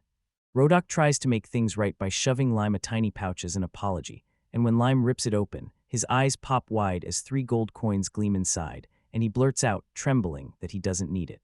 He tries to dodge the payment, but Rodiac won't let him. He forces him to take it, point blank, and makes it crystal clear. When a servant screws up, the master takes the hit. Rodiac explains this is just the usual custom, but a stunned Lime can't believe how serious it is. Then Rodiac nods and says yes. Sadia adds the real reason. If you refuse a nobleman's kindness, they'll treat it like an insult, so nobles keep doing charity all the time. Lime swallows his pride, turns on cue, and bows his head, thanking Lord Rembrandt before formally requesting permission to use the funds for feed and new tools. Rodoc's face lights up with a warm grin. He agrees on the spot and prays Lime's farm will thrive. As the 2 noblemen ride off, Sadia stares after them, wrestling with what he thought he knew. Sure, he used to assume nobles were all arrogant, but now it hits him why his servant swears by Rodoc, because that guy is pure character. As they head off, he grins and says he was just savoring the dessert lime hat he made. Then he goes, "It's amazing, Sadia, you've got to try it." Before anyone can respond, he blurts that he's brewing tea with milk, practically beaming like, "This is wonderful." Then he invites Lime to stick around for tea, but Lime slows down and hesitates, so Rodoc snaps, "Such a shame, tea tastes better when I'm there." Still, Lime shakes his head and insists he has to go home because he can't ignore it. The kids will worry if he's late.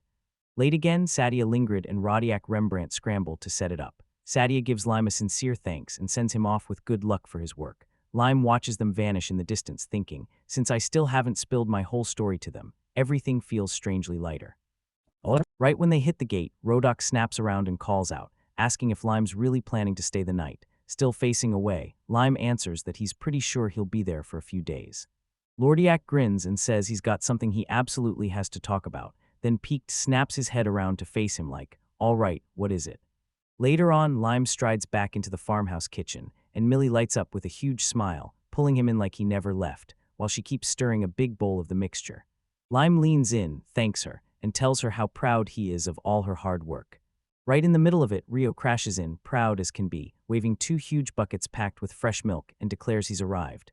Lime immediately praises him, but Millie shoots back, asking if he milked the cows all by himself again, since the animals are always shouting. The hotel's Lime made him guzzle the milk and feel his fatigue vanish like magic. Then Millie grabbed in, saying it helps her too, leaving her hair and skin glowing. 2 kids light up and nod like, yeah, it's real. They always feel packed with energy and perfectly healthy. That older man can't stop marveling at how great he feels, swearing it must be the food he ate on a recent trip, while Lime shoots back that it's the milk they drink, so packed with goodness that it has him feeling absolutely incredible too.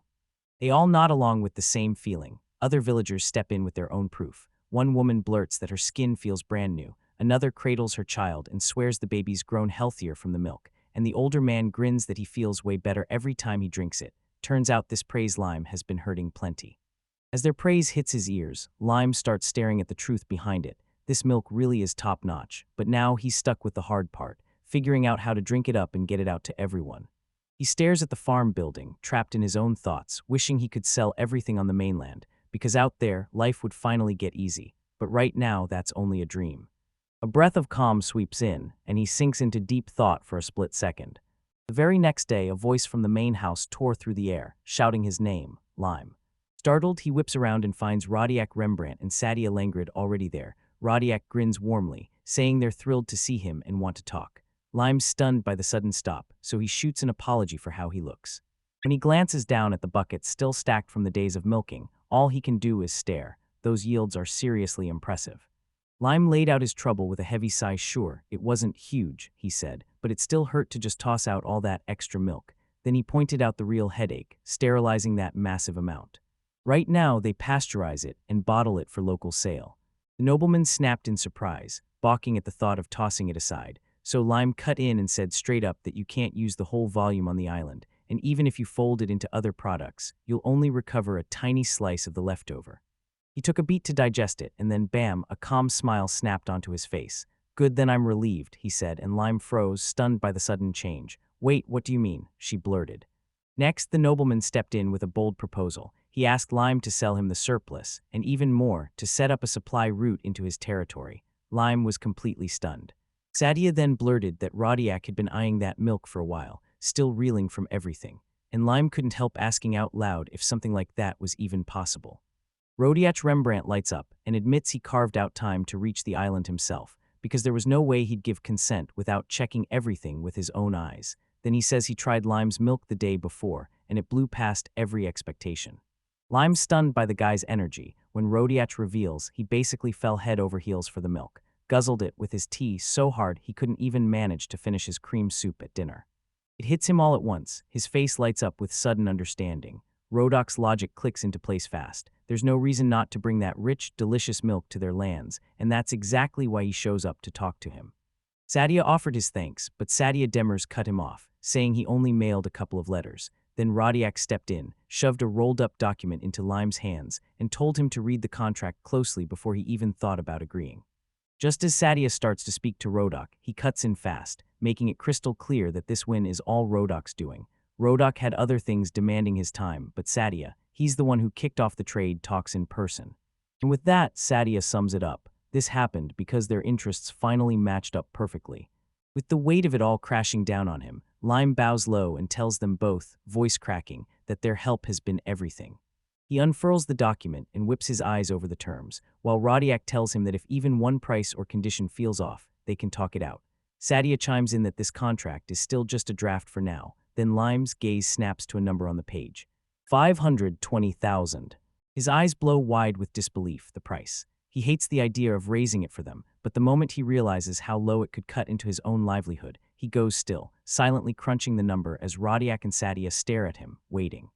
He locked eyes on the figure, his voice shaking like it couldn't hold steady. This price was triple what he charged the island's residents, and he wheeled on Rodiak Rembrandt, demanding whether the nobleman was really sure, even pressing him to admit if it wasn't way too low. On the mainland, Rodiak calmly told everyone that fresh milk was basically a rare luxury, so pricey it could cost more than even beer or wine. Then he shot Lime a question. Was he seriously out of touch with the market price? And for a moment, the young farmer just froze, completely speechless. Sadia Langrid stormed in and backed Rodok's argument, saying they shouldn't throw away any surplus at all. They should sell it straight to them, because steady milk is rare, and when supplies run thin, the price can skyrocket to insane levels. He locked eyes with Lime and reassured him. Nothing about that price was weird at all. Sadia even snapped the truth. It was Lime's own price that had been way too low. As he kept teaching economics, he warned that Lime's price was perfect for the island, but if they dumped it cheap on the mainland, the market would get smashed and other dairy farms would get dragged into chaos, so he demanded they lock in the proposed price. Once Sadia finished laying everything out, he finally leaned in and asked Lime to sign the contract, quill in hand, right there if he agreed with the terms, and after a quick pause, Lime lifted his gaze with pure resolve and accepted. As Lime snatched up the quill, Sadia leaned in close and hissed the last advice. Just agree, Ducal House Rembrandt is loaded. Lime nodded, catching every word. Watching them, Rodiak shut his eyes and let his mind rewind to when he first washed up on this island broke, chasing a path that led him to a pasture hanging on by a thread. Lime grips the contract and stares into the moment, really weighing just how far he's come, while Sadia stands right beside him, smiling softly as the deal gets sealed. He realizes that ever since he landed, it's like luck has been shadowing him, thanks to every person he's met on this island. With the kids watching, he hammers out the plan for hauling the milk and with zero hesitation declares the contract sealed. As the contract gets sealed, a bespectacled steward stares on, looking totally flustered, while Rodiak steps in like he's got this in the bag, thumb flicking toward Lime as he declares it's all done, because he's decided to put the whole thing in Lime's hands. Lime's jaw drops. He's so shocked he can only stammer through pure confusion. On that farm, dread had been simmering in the shadows, and it finally snapped into the truth. It all began a month ago when Frank got hired to haul the milk. The guy was turning into a full-on disaster. He burst in, wrecked the work, yelled at the top of his lungs, and spilled the precious milk, all while dropping the ball on his other duties. Lime watched him from the sidelines with a worn-out look on his face as the others stared on into smag. The kids snapped their heads toward Lime, fed up to the bone, and Rio blurted that he couldn't take the man anymore, especially with all that noise. Millie nodded along without a word. Then they both stared at Lime like, "So tell us, how much longer do we have to suffer him?" Rodiak Rembrandt wasted no time laying the whole mess on the table for Sadia Langrid. Yeah, Frank had been picked by Lord Roderick, but Rodiak admitted the wild truth. Those two kids could handle the job way better. He tried to calm the kids down, begging them to hang in there just a little longer, and insisting that once Frank got used to the work, things would somehow click into place. Then he snapped the topic away, his exhaustion plain on his face, and declared he'd go check the chickens, telling the kids to run off and milk the cows instead. With shoulders slumped, they trudged over and did exactly what he said. Honestly, exhaustion crushed Lime as a brutal vision of backbreaking work flashed in his head, and he started wondering if it was finally time to talk to Sadia about what was going on. Then bam, a screaming terror shattered everything. Frank, the new steward, lost it in full panic, yelling that a giant bug was tearing through the field. Lon tried to steady him, demanding what he meant, but Frank just kept shrieking for help and wildly jabbed his finger toward the crops. Guided by the screams, he heard this eerie rustling spill out from the field, and with Rio and Millie standing right beside him, he couldn't stop wondering what on earth had shaken the stewards that badly. He decided to investigate, shoving aside the giant leaves of the vegetable plants, and then there it was, the source of the noise, a colossal, armored beetle, calmly chewing through the produce like it owned the place. It was enormous, way bigger than any insect he'd ever seen. The sight sank a jolt into his body, and pure terror tore through him. Millie screamed that it wasn't some bug, it was a monster, while Rio snapped that it was chewing through all their vegetables. Lime went stone still, realizing he'd have to act, and the worst thought flashed in his head. He couldn't take something like this on as just a human, so maybe he'd beg the mainland for a hero. As panic churned inside him over what to do, Rio slid in behind him with a basket of fresh produce and demanded what all the commotion was. Then the fear that the livestock might be in danger hit him like a hammer, and he knew he couldn't waste a second, but his mind still wouldn't choose a move. Rio suddenly cut right past him and charged straight for the giant creature. Lime screamed at him to stop, warning him off like it was poison, but the boy spun around, staring in real confusion, and demanded to know why, acting like Lime couldn't possibly be seeing the bug, totally unbothered by how monstrous it was. Rio, the cat boy, tilts his head and stares up at the colossal beetle with sparkling eyes, blurting out in pure awe that it's the coolest thing ever. Then he demands what kind of creature it could be. The beetle rumbles a deep, guttural sound, and Lime goes completely still, stunned into silence. He strides right up to it like it's no big deal, holding out a wooden bucket and asking if it's thirsty, urging it to drink the milk inside, while Lime, totally thrown off by the whole thing, blurts out stuttering confusion, and Millie ducks into view from behind it. The beetle fires off a string of clicks that sound like Cuba, and when Rio hears it, he blurts out, "Is that your name?" The creature answers by repeating the sound again. Then, using those powerful forelimbs, it grabs the bucket and starts chugging. Once the creature drinks, Lime can't make his fear and its sudden docile calm match up, and he blurts out questions like, "So, what is happening here? Can it really be a monster?" Meanwhile, Rio looks totally unfazed. He pats the beetle's hard shell and gushes about how cool it is. Rio's off flips into a bold, practical plan. He cranes his neck at the giant insect and blurts, "Will it work with me?" Cuba, the beetle, answers with a happy cry, like it's totally in. The kids whirl toward Lime, begging him to let them keep Cuba, and Rio steps in, promising, "Don't worry, I'll take care of him." Then Rio challenges Cuba on the spot, pointing at a pile of brutal, heavy logs and asking if he can lift them. Cuba scoops them up with zero effort, showing off just how ridiculously strong he is. Right when they're still staring at the beetle's raw power, a familiar voice snaps them out of it. Sadia Langrid strides in, and he says he just got a report about a monster nearby, so he came to warn them. He points out it's a rhinoceros beetle-type monster, the one they call a Heracles, and then he drops the truth. It's a herbivore, basically peaceful, and not here to hunt. He admits the creature's peaceful, but then he slams the truth. It's enormous, and you shouldn't keep it. Lime is stunned and blurts out if anyone could really house a monster that size, even when it's calm. Right nearby, Rio listens with a worried face, his mind racing through every nightmare. What if the beetles snap and turn violent? What if the cows start panicking and stampede because the danger feels way too big to ignore? Lime's face drops and he clenches his fist, surrendering one stubborn piece of the fight almost reluctantly. Then he whispers Rio's name, admitting those worries hit the nail on the head. Right before the final call, Rio barrels to the beetle's side, shouting that it's obedient and totally listening to him. Then he whips his head to Lime with a desperate stare and demands, "Why are you driving it away?" Then he steps right up to Lime and hits him with a voice full of fire, reminding him he once got chased away too, and demanding, "Tell me, would you really want the same fate for that beetle?" That accusation hits Lime like a punch, and his brain starts sprinting through every terrifying possibility. If they scare the beetle off, it could drift to other farms and start attacking people just to get food. Where else could it go? He can't stop asking himself. Right then, Sadia stays cool as ice and quietly tells him, if that beetle turns violent, he'll take care of it. Rio's voice slices straight through his thoughts, daring them to drive the beetle away, because if they do, he'll vanish too. That ultimatum slams Lime into a decision, and then it hits him. Their fates are tied together. So he chooses the smarter play, keep the creature close, feed it, and turn it into something useful instead of letting it slip away. His eyes didn't waver, and once he decided, there was no turning back. As he paced right beside Sadia Langrid, the aristocrat's side, he muttered how fragile everything had become, and the words events clearly hooked his curiosity, even as worry tightened in his chest. Rio begs Sadia to stay, but Sadia bows his head, apologizes, and admits the island needs him. There's no choice. Then Lime lets Rio in on the best news ever. His new buddy, the giant beetle Cuba, can stay too. Lime even swears he'll take full responsibility and keep a watchful eye on Cuba.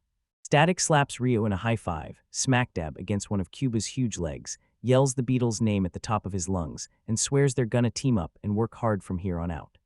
Lime watches the scene crash into place and realizes Rio isn't the same anymore. He steels himself, knowing he's got no option but to accept this wild new partner on the farm, while behind him Millie pops her head out and whispers that she's nothing like insects. Few days slide by, and inside a nearby house, a new conversation ignites about the monster. One person swears it's shockingly hardworking, hauling heavy loads with ease and even tilling the soil like it was born for the job. The whole chat drops into view. Lime and Sadia are side by side over tea, and Sadia praises Lime as genuinely good, then slams the brakes with a sharp warning. Tread carefully, because the real trouble most likely traces back to a guy named Frog. Sadia asked Lime how things were going, and Lime didn't sugarcoat it. Things were bad, he couldn't work at all, and that worry turned heavy fast until Sadia demanded to hear exactly what was wrong. Right in front of Sadia, Lime shoots over a serious request, begging if Lord Roderick could step in for him, admitting he's not holding out much hope, but saying he had to try. Lime begged and the look on his face said everything. Then Sadia answered, "I get it," convinced this was Frank's way of proving himself to Rhodia. Lime's head spun from Sadia's cryptic reply, so he shot back with, "What did you mean?" And Sadia finally dropped the truth. Rodok has a talent review skill. Sadia said Rodok's disability let him size people up in a split second, meaning he couldn't possibly have guessed whether a servant was right for a specific job, and that left only one conclusion. Frank was chosen for a brutally important reason. But I still couldn't wrap my head around what it meant, so I pressed him, and Sadia admitted he wasn't fully sure either. He only promised he'd reach out to Rodiak, even though he looked shaky about whether the decision could even be undone. Days dragged by with nothing changing, while Lime kept Shiro busy by tending to the cow. Then Sadia slid over and pushed the idea, team up, figure out how to get along with Frank, and Lime, all crushed and quiet, could only squeeze out a small, grateful word.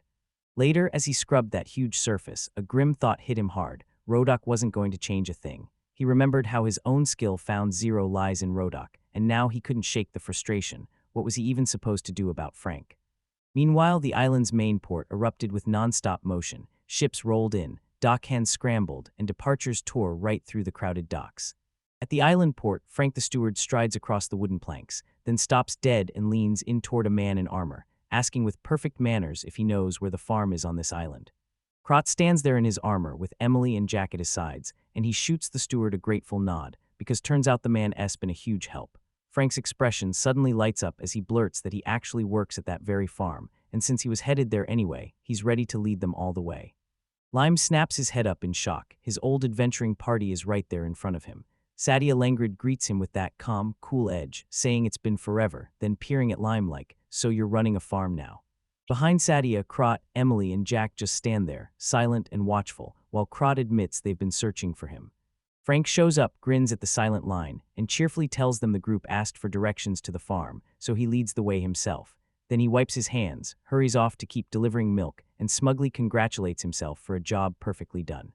As Frank talks, Lime can only gawk at his old companions in shock, watching Gaunt and even Jack and Emily's faces, and thinking, no way, half a year already. His thoughts get snapped in half by Sadia's sharp voice. She calls him rude and shoots, "What do you want?" While Lime sinks into a sick, sudden realization that this clash is exactly the kind of ugly fallout his skill causes. Lime keeps getting hit with accusations, claiming he never properly explained his skill to them, and Lime just stares back, utterly lost. What? Sadia leans in and spits that he only truly understood what the good growth skill was once he got to the island, his contempt dripping as he blasts Lime for tricking him, asking how anyone could stoop to a lie like that and trigger a power rollback. Lime's confusion snaps into fury. He fires back, asking Sadia if he truly thinks those excuses will fly, and reminding him the party took a massive hit because of him. Sadia brushes it off and throws it back on Lime, saying it's his job to get back to their group, and they won't complain if the weakling wants to keep acting tough. Emily and Jack immediately back them up, insisting it's as easy as him coming back to the party. He freezes in silence for a beat, and his words just hang there like a threat. Lime, totally dumbfounded by the accusation, can only stammer, "What?" He keeps going, saying his old crew has fallen off so hard they can't even claw back their strength and training, and he remembers how they shamelessly latched onto his power, insulted him as a useless parasite, then tossed him aside, so he snaps, wondering how they could just come back like nothing happened after everything. Lon's face turns stone cold as he cuts in. No more questions. He's a resident of this island now, and the farm is his job, no matter what. He leans in and tells them to believe him. Sadia freezes, stunned by the refusal, and blurts out what she's just heard. But Lon doesn't flinch. His resolve is ironclad, because in his mind, he has no other choice. Sadia flips his tone into fake understanding, then smirks as he condescends that he'll give Lime time to cool off, calling Lime's refusal cowardly. He goes on to claim Lime is hiding behind the Lord's authority like a shield, and the young farmer visibly freezes. With that, he and his party swing around to leave, and Sadia barks over his shoulder that he'll be waiting for Lime's answer, sure that even the slowest idiot will catch on to what he's saying soon. As they head off, Lime just watches them go, then calmly tells everyone, "Let's take a walk while we wait for dinner." Dinner's barely started when Lime explodes in frustration, back turned on Rio and Millie, saying they can go if they want, but his answer is still a hard no. Rio yells after him, asking what's wrong, while Lime stands there flustered, caught wondering what's going on with all these people suddenly showing up and barking demands. He whips around to the worried kids, but won't meet their eyes. He starts by insisting it's nothing, then catches himself and blurts that something really did happen, and just cuts off, leaving them hanging. Rio and Millie, he says he's gotta step away for a bit, then determination hardens in his chest, because this has to be reported to Sadia. That choice drives him to this giant, grand mansion, and he can't stop wondering, are the visitors already inside? Inside, he spots Sadia Langrid, who fires up her attention as he delivers his report, and Sadia tells Lime to keep his cool, he'll stay on at the farm, then adds, in a low, steady voice, that he's got zero plans to leave this island. Alam stared in confusion, and Sadia stepped in fast, telling him not to chase the visitors off. No, they had to slow them down. Then he grinned and promised, "Relax, I'll thank you properly later." Lime demands to know what he means, and Sadia says he's got urgent business with both the Rembrandt family and his own. Then he orders Lime to stall the visitors for 2 whole days. Lime can't even process it. Sadia shoots him an apology, insists the real reason is a secret, and promises he'll rush to his family while the guests are still on the way. He whirls to leave, telling Lime, "Handle this, please." But Lime's already rattled as he swings the door open to protest, firing back that the island has no ends and demanding to know if Sadia really expects him to host these visitors. As the door swings shut, he shoots his arm out, yells Sadia's name, and begs him to wait. Then, with the door locked, he slumps against it, whispering that he's got Sadia to rely on. He steps outside, baffled by the mess of orders. He'd sworn to drive the visitors off, but Sadia demands he delay them instead, and now he's left wondering what Sadia's up to with Krot and why he's supposed to wait for Lord Rotary. He trudges on, the mission's weight crushing his shoulders, already fed up with seeing them around, and now he's stuck with their presence for 2 more days. He lets out a frustrated sigh because Sadia keeps tossing him impossible tasks. Cuba's stormy thoughts get ripped apart when a familiar voice screams his name, Cuba, and he jerks his head up to see Millie, the cat girl, barreling toward him with a panicked face, begging to know what he's doing. At last her panic makes sense. Krot and his crew tower over a battered giant beetle, and Rio is right there, furious, shouting that Krot is attacking Cuba, her friend. Krot waves her off, smirking and asking if Rio even knows what a beast man is, then coldly says they're just wiping out a monster, and that the locals should be thankful they've got an elite band of heroes saving their land. And even though they try to shrug it off, Rio still calls it Cuba, because that's exactly what it sounded like. Millie strains against a choking grip, her muffled protest swallowed by the hand over her mouth, while Rio locks eyes with the adventurers, staring, wide-eyed, as Hero crashes through his mind, utterly wrong for what's unfolding right in front of him. Rage flared as he fought for freedom in Lime's grip, while Krot watched with cold disdain, and the adventure didn't hold back, saying Rio was technically right, but the team was weak, arrogant, and nowhere near real heroes.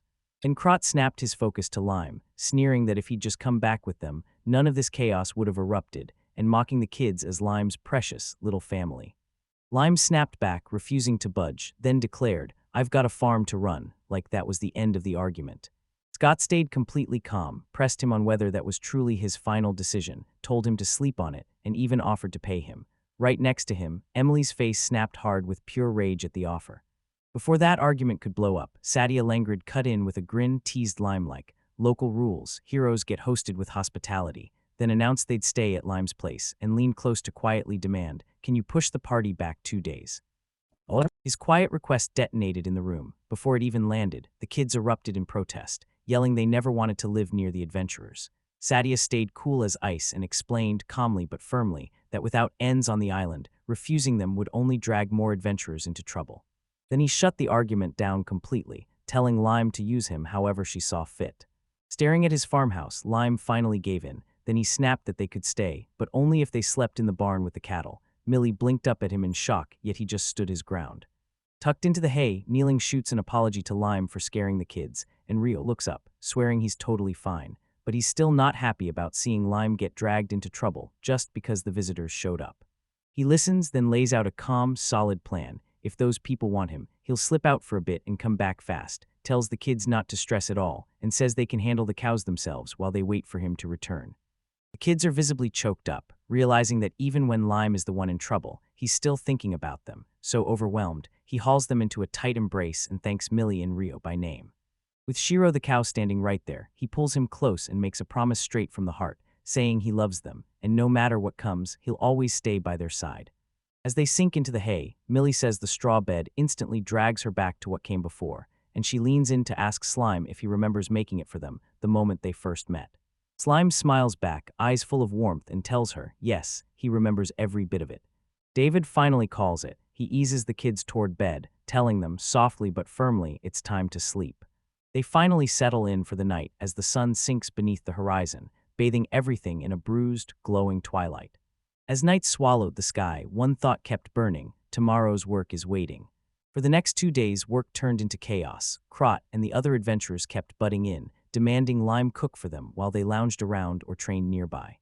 On the 3rd day's morning, Kraut slid back in again, Jack and Emily right at his sides, and fired straight at Lime, demanding to know if he'd finally changed his mind. Lime strode past with buckets clutched in his hands and snapped that he was slammed and Jack better not talk to him, while behind him, Jack muttered that Kraut was an idiot and that Lime would never listen no matter how hard he pushed. Inside, Lime admitted his patience had hit rock bottom. The tension snapped, and Jack stormed forward, hoisting a massive axe to intimidate him. Then Lime finally caught up, stunned, realizing these so-called heroes were about to beat an ordinary person down with a weapon. The armored man roared that he'd make Lime get it through pain, then Lime calmly shot back, asking if they had zero shame since they couldn't even back up their own words. Jack snapped, furious, and demanded why he should listen at all. With one final shout, he slammed the axe down. Krot and Emily froze in terror. But Lime felt it all differently. Time stretched like syrup, the axe's path glowing in his mind, and he slipped aside from the killing strike with absurd, impossible ease. She stays eerily calm as Jack sweats and stumbles, totally baffled, blurting that the adventurers can't possibly be this weak. Did they really lose levels? Krot's just as shocked, his brain still stuck on what he witnessed. Then everything detonates. Emily's face twists with rage as she levels a magic crystal at Lime and threatens to blast him with spellwork. Krot yells at her to stop, but her fury is right there in the air. And Lime watches the chaos spiral, realizing, yeah, things have officially gone way off the rails. Right when tension is about to snap, a brand new voice cuts in. Sadia Langrid steps into view, speaks calmly about the racket, and demands to know what's going on. Then he fires back at the group, saying it's just basic manners to introduce yourself before asking someone else's name. Krot and Emily freeze, whirl toward the newcomer, and Krot immediately barks, "Who are you?" With long, wavy hair framing his face, the young lord of the island strides up and greets the adventurers with full formality, shouting his name, Sadia Lengrid, standing right behind Krat as the words "Lime stares" and "Uttershock" slam through his mind. Stepping up, Krot steps forward as the party's voice, apologizing for the intrusion and thanking the Lord for his hospitality. While the adventurer talks, Lon can only fixate on Sadia's sudden arrival. And there's Sadia, watching Krot with a quiet smile, already wondering what he's about to pull off. When they ask what brings them to him, Krot's smile drops and seriousness takes over as he says he has something to settle straight with Lord Langrid. Then he makes his formal request. He wants permission to let Lime join their adventuring party. Lime's left utterly baffled as Sadia demands answers, reminding him that he used to be part of their crew before he vanished and moved to this island, so why would they need his permission all of a sudden? God lays it all out to them, saying Lime only left because he claimed he needed the Lord's permission to go, and God paints Lime's departure like a sudden, heart-wrenching vanishing act. As God talks, Sadia clocks Krod's manners. Because he doesn't act the same with everyone, his attitude shifts depending on who's watching. He ends it with the chilling claim that they've come back for him, but Sadia isn't buying a second of it. He reels inward, wondering how Krok can lie with such a steady face, since swindling an aristocrat might land them in serious trouble. Lime just stands there, frozen in shock, wordless as the lie hangs in the air. His face stays calm, but his brain is racing. He clocks Krat's tale as a straight-up lie, the kind he's not supposed to swallow, because he knows the real version, and he's sure his own skills are more than enough to deal with whatever's coming. The crowd shoved in, trying to save face, saying it was all a misunderstanding, and that they now saw Lime as one of them. But Sadia didn't even blink as he shot back, demanding how it could be true when Lime himself had told him he'd been kicked out.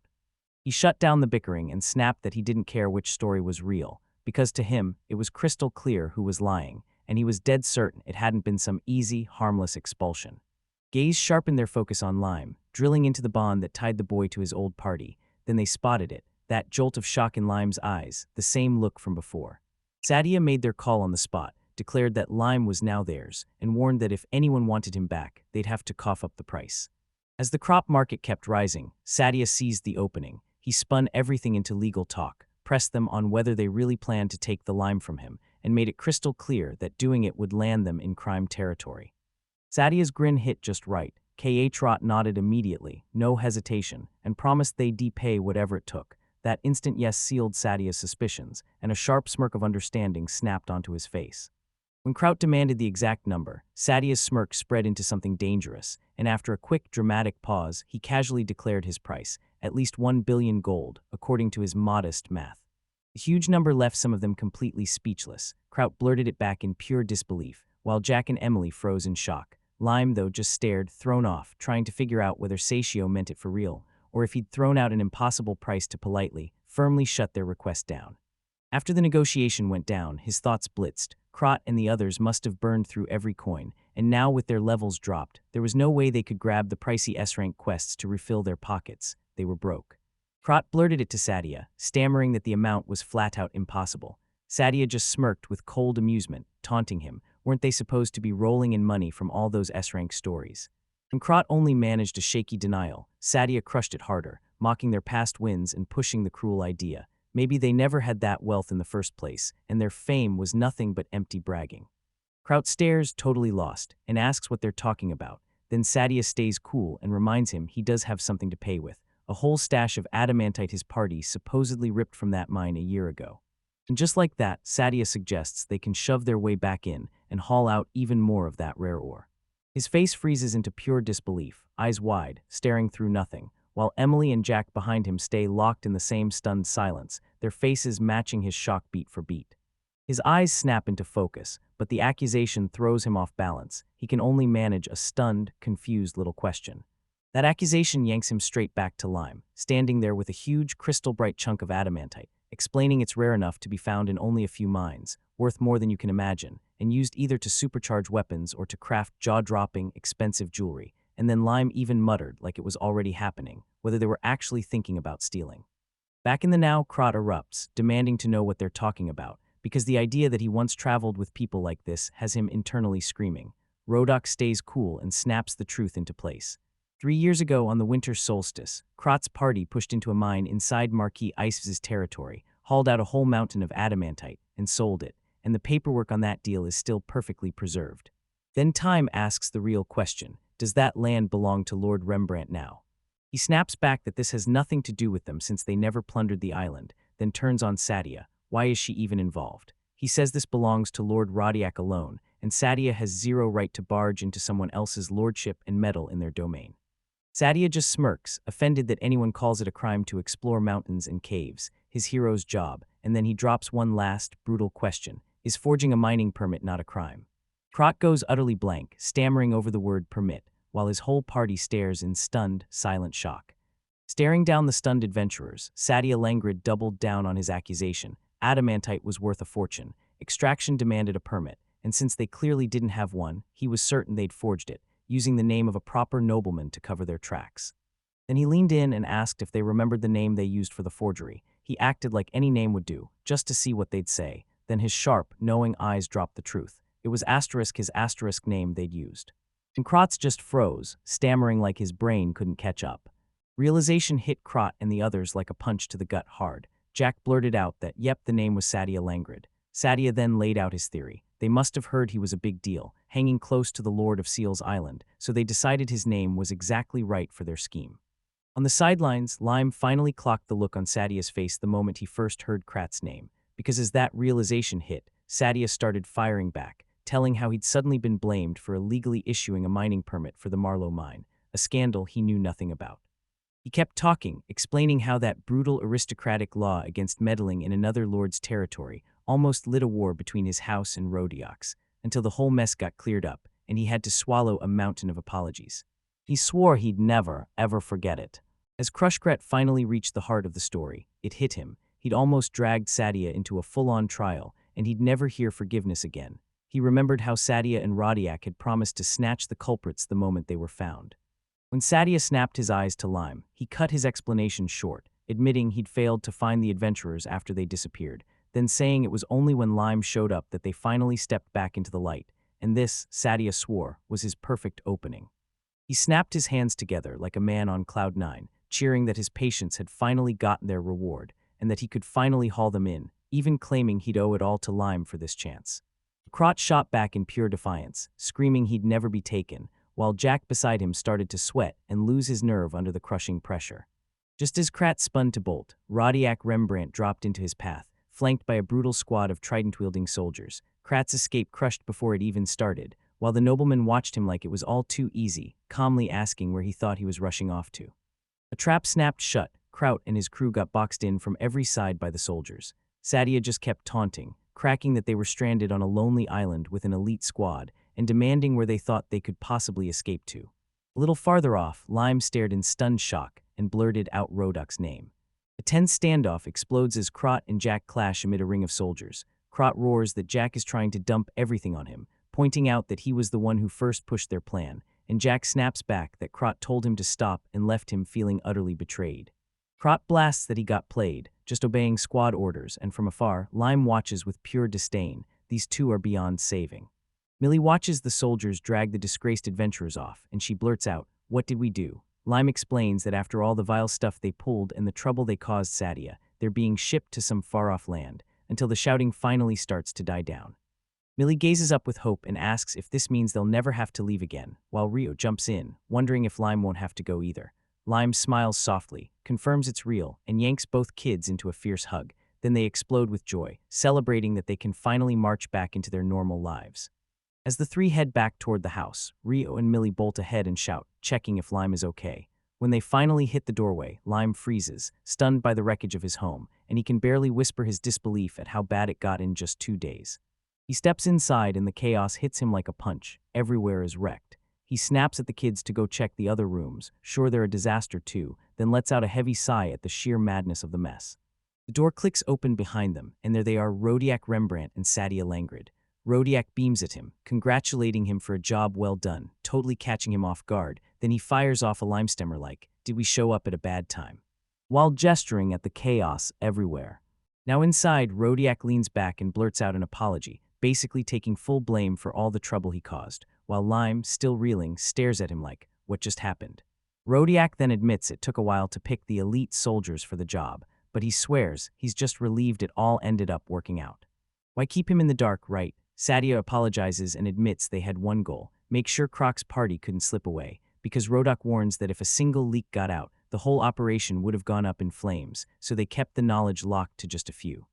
Rodiak drops another reason: Lime is just way too kind, and Rodiak even figures Lime would have stepped in if he'd known they were about to arrest his old companions. Then Rodiak finally admits the real hero of the whole operation was Frank, and Lime can't help it. He gasps in pure disbelief. He nods at Lime's shock and drops the bombshell. Frank has photographic memory, so once he's seen your face, he never forgets it, even if it was just for a heartbeat. He laid out the plan, giving Frank sketches of Crot's party ahead of time, and Frank drilled them so perfectly he could have drawn them from memory. The instant Crot's crew rolled up at the port, Frank clocked them as the wanted thieves and fired word to the authorities right then. Rodiak lets out a chuckle, saying that once Frank got identified, catching them was downright easy. Sadia finally exhales, free of those thieves and feeling the weight lift off his shoulders, even if it stings that the ore wasn't recovered, and then it all clicks for Lime, who realizes why Frank was handed such a critical job. The talk sparks into a whole new direction when Rodok drops his shocking link. Turns out a former prince got dragged into a forged permit scandal, and Lime's stammering out of pure confusion as his mind flashes straight back to when Crot's party got boxed in and an official started checking their papers. He fires back, demanding to know what this even has to do with the right to the throne. Then Sadia blurts out that he lost something far more precious than that. Rodok steps in and explains the prince swallowed the whole scandal himself and renounced his right to succeed. The truth slams into Lime like a truck, and he rockets out of his seat, shouting, stunned, a prince. Rage and disbelief nailed him in place. Sadia snapped at Rodiak to stop and reminded him that Lime was stunned. And while it happened, Lime's thoughts spun as he realized Rodiak had a claim to the throne too, and that Lime's own 8th spot in the succession meant nothing compared to Rodiak's 7th.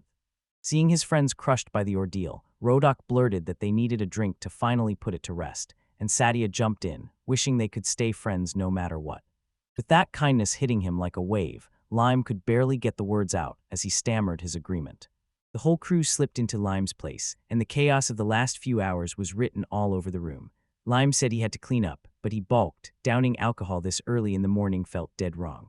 Sadia scanned the wreckage and blurted, "Where did the kids even sleep?" Sadia thanked him, but panic crept in as he snapped that Lime should have stayed at his place, not chased into this mess. Lime wouldn't meet his eyes, saying he was just told to act, so Sadia pushed back and explained exactly what he meant. He ordered Lime to detain the party, not let them crash and sleep in the bar. Right before they set off, Rodiak declared he was going to interrogate the captured adventurers, and he reminded Lion that the milk deliveries were still on his shoulders. Satia waved them off, swearing they'd throw a party the moment everything was settled. With everyone gone, the house fell into eerie quiet, and Lime stood there motionless for a beat, eyes distant, thoughts racing, until the silence snapped, shattered by the haunting glow of a far-off moon. The sharp sound snapped him awake, and one crushing thought hit: he was starving. He hadn't eaten a single bite all morning. He steps out into the calm beginnings of a brand new day, flanked by the 2 bubbly cat kids, Rio and Millie, and with a grin he pushes the idea: let's eat. Rio instantly shouts for an omelet, and Millie counters, demanding pancakes instead. A whole month has slipped by since Lime's old crew last showed up at the farm, and now life feels calm, so calm it's almost suspicious. In a quiet pasture, Rio hustles around with a bucket, while Millie scrubs one of those big cows like she's determined to scrub the past clean too, and the whole place settles into a steady, peaceful rhythm. Lime gets ready to head out, then stops to tell the kids to watch the farm. He's hauling milk to Sadia. They all nod and cheer, and Rio practically bounces with excitement, demanding presents. Lime starts to walk off, and Rio yells one last reminder: don't forget. He jostles his handcart, packed to the brim with milk cans, rolling along the salty coastal path, and the island life stays blissfully calm. Millie and Rio are thriving, while the world's craving for his milk is skyrocketing at an insane pace. Right when he arrives, he bursts in and yells, "Sadia," to announce his milk delivery. He's met with the shock of seeing Sadia already parked at an outdoor table with a young woman, and when Sadia whips around to greet him, she looks up, only for a hint of surprise to flash across her face. Her mind kicks into overdrive at once. Who's this guest? And is this the same rumor line she swore she already heard? He looks respectable, but there's no denying he's way younger than Sadia. Mark's sister, a young woman with eyes blazing, whips around to Lime and blurts that her brother, the peerless confectioner and dairy master, has been singing his praises forever, and Lime is left totally stunned, utterly confused by the wild hype and the sudden brother mention, while Sadia watches and softly tells her to calm down so she doesn't scare their guest. Sadia formally introduced the young woman, Mark Radamak, only 15 and already the next head of the Radamak family, and Lon could barely believe it, wondering if she was some kind of apprentice, but Sadia just told him, "Don't worry." Right as Sadia tried to shove the introduction out of his mind, he snatched Lime's arm and yanked him toward the exit, shouting for him to come along, while Lime fought back, demanding answers, and Mark just stared at them like, "Wait, what is going on?" As they walked, Sadia leaned in and told Lime that Mark had already been chosen. Lime would be his apprentice. Then Sadia snapped his gaze to Mark and demanded, "Face serious, teach him how to bake." The moment those words landed, Lime froze, completely stunned. Caught in shock, Sadia leaned in and told the whole story. She hadn't seen Mark in ages, but once she learned about Lime from a letter, she got obsessed with the way he baked and marched over wanting to be his apprentice. And when Lime heard that, she blinked in disbelief, demanding to know why he had to be the one to teach her. He railed and argued that the mainland had to be packed with better confectioners, but Sadia looked wrecked, and he didn't fight back. He just begged Lime for help. Sadia leaned in and fired off the real reason his urgency hit so hard. Those Lime desserts were pure rarity, nothing like what the mainland ever saw, and then he dropped the bigger bomb. His father once got life-saving help from the very same kind of person during a licensing crisis. Sadia figured the one who saved his father had to be Count Radamak, a relentless lawyer fighting tooth and nail to clear his name, and when that title hit online, the whole weight of it crashed down. Now he was dealing with someone extremely important. He scrambled to wrap his head around it, then finally snapped, "Sadia, what did Mark plan to do after just 1 month of training? Did you really want him to become a confectioner?" Sadia told him Mark was already set to go abroad in 2 months to study, and Lime just stared in shock, until Mark cut in and Sadia explained. It was a Radamak family tradition for the next head to study overseas for years, and her earlier wording had been a little off. Statement: Sadia Langrid throws his hands together and begs Lime. He swears he's always happy to help, but demands that Lime grant his request. Lime just can't wrap his head around it, because why would Sadia want to learn how to make sweets for an entire month, only to leave for abroad? The talk gets totally cut off when Mark Langrid playfully springs onto her brother's back, startling them both, and then she laughs right away, asking what he's going on about. She takes a bite of that sweet, gasps it's incredible, and says her brother told her about the lime. Mark instantly cheers that she'll learn how to make them for real, so she can blow up overseas too, and Sadia just freezes, staring, only able to blurt out her name in shock. Lime keeps pleading with him, and Mark, right beside him, blurts out how anyone could possibly learn that much in just 1 month. Still, she squares her shoulders and swears she'll give it her absolute best. Then he pours out thanks to Lime, and everyone's jaws drop. He proposes everyone head to his farm to learn. Sadia freezes at the thought, but Mark bursts out excitedly, to the farm. The scene snaps to a huge, spotless farmhouse, and even though she was all fired up before, Mark's voice cuts in from off-screen, demanding to know why she's stuck living with him. Inside, Mark stands with her back to Lime and asks if it wouldn't be easier to give Sadia the spot instead. Lime snaps back that it's way more effective for her to stay close, because she's got the good growth skill. He ushers them into a bright, cozy room and declares, "This will be Sadia's," and Mark's jaw drops, because the two of them are basically siblings, so how did this decision even make sense? Mark clocks Millie and Rio, the cat kids, from the letters Sadia sent, while Lime tells Sadia to finally rest after that brutal day and suggests they kick off training tomorrow, and Sadia nods, understanding exactly why. That peaceful moment gets ripped apart when Rio blurts out, "So, Sadia, did you bring any gifts?" Sadia's face snaps into shock as he realizes he totally forgot. He just stands there, frozen, while Lime and the two kids stare right at his back. To calm everyone down, Lime blurts out that tomorrow they're all making sweets, and the kids can pitch in and snack to their hearts' content. Then Rio and Millie explode into pure happy cheers. He watches them bolt away, yelling about the sweets, and he's shocked at how fast their excitement turns to calm, because with a whole month of this coming, he tightens his resolve, vows to do his best, and bets that his skill will make all the difference. And the very first day of training kicks off, and it's a disaster right out of the gate, because a pot on the stove starts belching thick, dark smoke as its contents burn to a crisp. Mark watches Smee stare at the smoking pot, while Lime, now in an apron and protective goggles, tells her it's the 5th dish she's burned, and Smee snaps in frustration when she realizes cooking isn't as easy as it looks.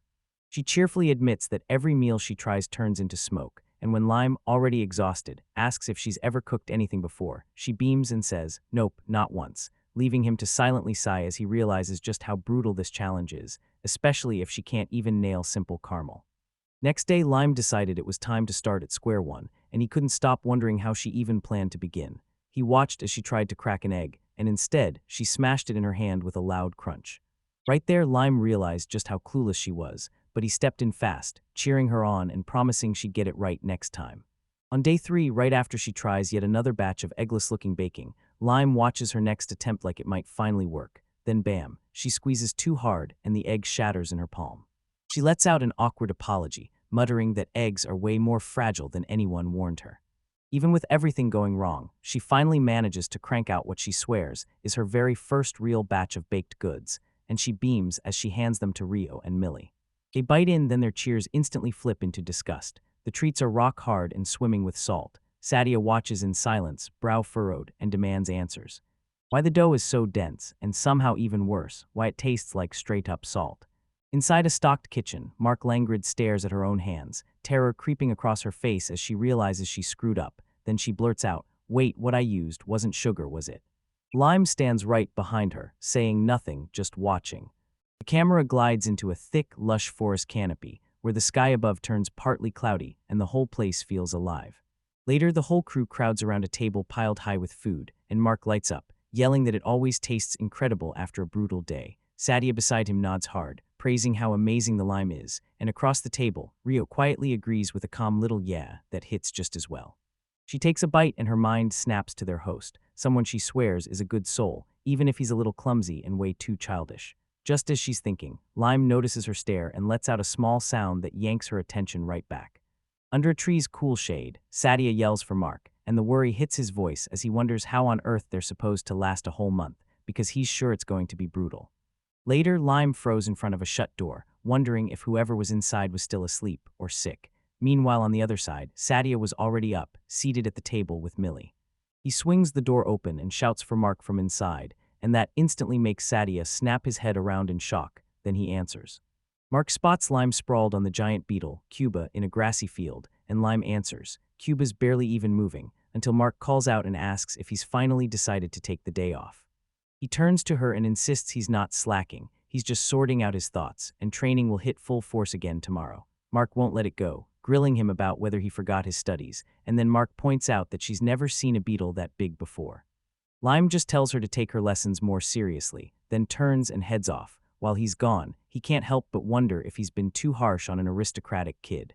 Once he's out of sight, Mark flops onto the warm beetle's carapace, stretched out on the island's comfy charm, and signs off with a contented, satisfied sigh.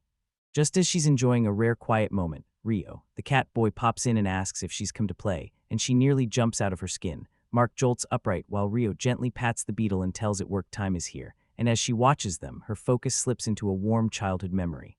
She snaps out of her trance and blurts that she's just about to head out, then wishes Rio luck with his work. Rio thanks her, and right as the words land, that giant beetle twitches and stirs. Just as Mark starts drifting away, her gaze snaps to a plain, handcrafted wooden slingshot sitting in the grass. Rio snatches it up in a flash. Mark fires back about what it is, and the boy's whole face lights up as he says the boss Lime made it just for them. He lunges for the slingshot, jokes that he's just been playing with it, and demands it back. Then Mark, totally lost, fires back asking if it even belongs to Sadia, while Rio glances over like, "What?" and bluntly calls her boss.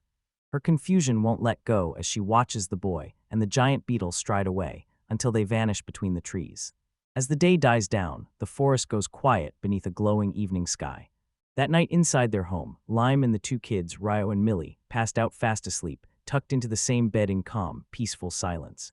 Mark's not getting that leap easily. She lies awake all night, her face tight with worry as the day's events keep replaying in her head.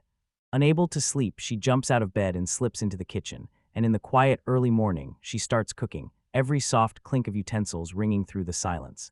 Mark's 7th day of training kicks off at home, where he dives into a lesson on getting that dough moving.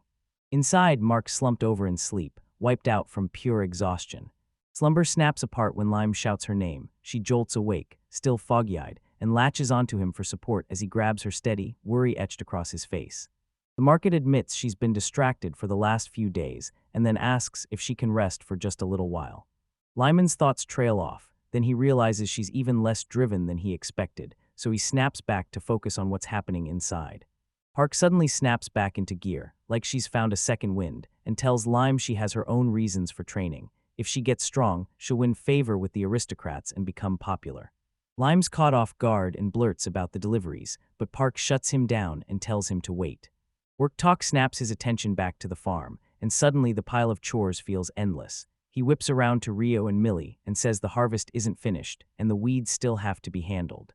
When he sees their crushed expressions, he shuts it down with a firm voice. He keeps watch over the sleeping cat kids, letting out a heavy sigh, because there's just no end to the work, even when he grinds late into the night while the full moon hangs above him. His thoughts get snapped in half by a faint sound, and he whips around, eyes locking on a door at the end of the hall, where a thin flicker of light spills out from beneath it. Creeping in without a sound, he leans toward the crack and spots the kitchen light pouring through. Then his mind starts racing, trying to figure out who in the world could be in there. He stepped inside to track Mark's strange standing encounter, and his jaw dropped. She had one foot half submerged in a bowl of batter, and she snapped her head up, shocked to see him. He blurts out questions the second he sees her, demanding to know what she's doing out in the middle of the night, and before she can even react, Mark yelps his name, pure surprise. She whips her gaze away, cheeks burning, stammering through a shaky excuse. She says she's trained. Confusion just keeps piling on. He asks if she's training, even calling out that the bowl she's using is meant for sponge cake. Mark finally caves, admitting the truth. She wanted to bake a cake even though nobody has taught her how to make one yet. He looked off to the side, embarrassment flashing across his face as her words hit him, and then Mark pounced. So you're really just forcing the dough into that mold. He didn't argue. He muttered that he just wanted to learn, even a little, and vowed to copy exactly what he'd seen someone else do. He nodded like, yes, you've got a point, then leaned in over the dough with fresh grit, admitting cakes are a total mystery, but now he felt wide awake for the first time all day. Mark's eyes lit up with a click like she finally got why he'd been so damn sleepy, and she shot back, then here's the plan. We bake together tomorrow, so get some rest for tonight. After a beat, she fell quiet and he agreed. On the 8th day, Lime shoves a piece of paper into Mark's hands and tells him it's a sponge cake recipe, then orders Mark to practice with it while he's gone. Mark's stunned and blurts out, "Aren't you coming to help?" Lime turns his gaze away, saying he really wants to, but the farm is drowning him in work. As he apologizes, Mark leans into it and tells her he tried to lay out the recipe as clearly as he could, then begs her to do her best, and the moment he starts talking, it hits Mark like a punch. He must have been grinding at this for nights, because he knows for a fact it's way too hard to pull off alone. Ben flashes her a reassuring smile, swearing he'll carve out as much time as he possibly can for her. Then he leans in and gently asks if she'd at least be willing to give it a shot. She goes silent, eyes flicking down to the handwritten recipe, then lifting again, caught between sudden surprise and deep, thoughtful focus. She snaps back to the recipe, lets out a tiny sigh, then dives into step 1, crack the eggs into a bowl, whisk them hard, pour in the sugar and stir until it's smooth. She kicks off the process and follows every instruction like it's law, then beats the mixture on low speed until it turns silky and smooth, adds the sifted flour, and folds it in gently with a spatula. Next, she powers through the harder steps, melting butter, stirring in milk, folding it into the batter, then pouring everything into a mold to bake. Yet even as she moves, one ugly thought hits her. She's tired. She bends over the recipe book, hunting the reason her bread keeps failing, because the dough is coming out flat and the pages list a dozen possible culprits. Then a few hours later, when Lime shows back up, she flashes a bright, cheerful smile and swears she only stepped away for a moment. But she doesn't slow down. Day 10 crumbles into day 11, then 12, then 13. By day 20, exhaustion hits her hard, and her iron will battles her breaking body as the Lime and the kids stare, watching every wobble. This brutal grind ends in yet another collapse. She slumps over the counter in total defeat, staring at a sad, shrunken cake that just won't measure up, and she can't hide her disappointment.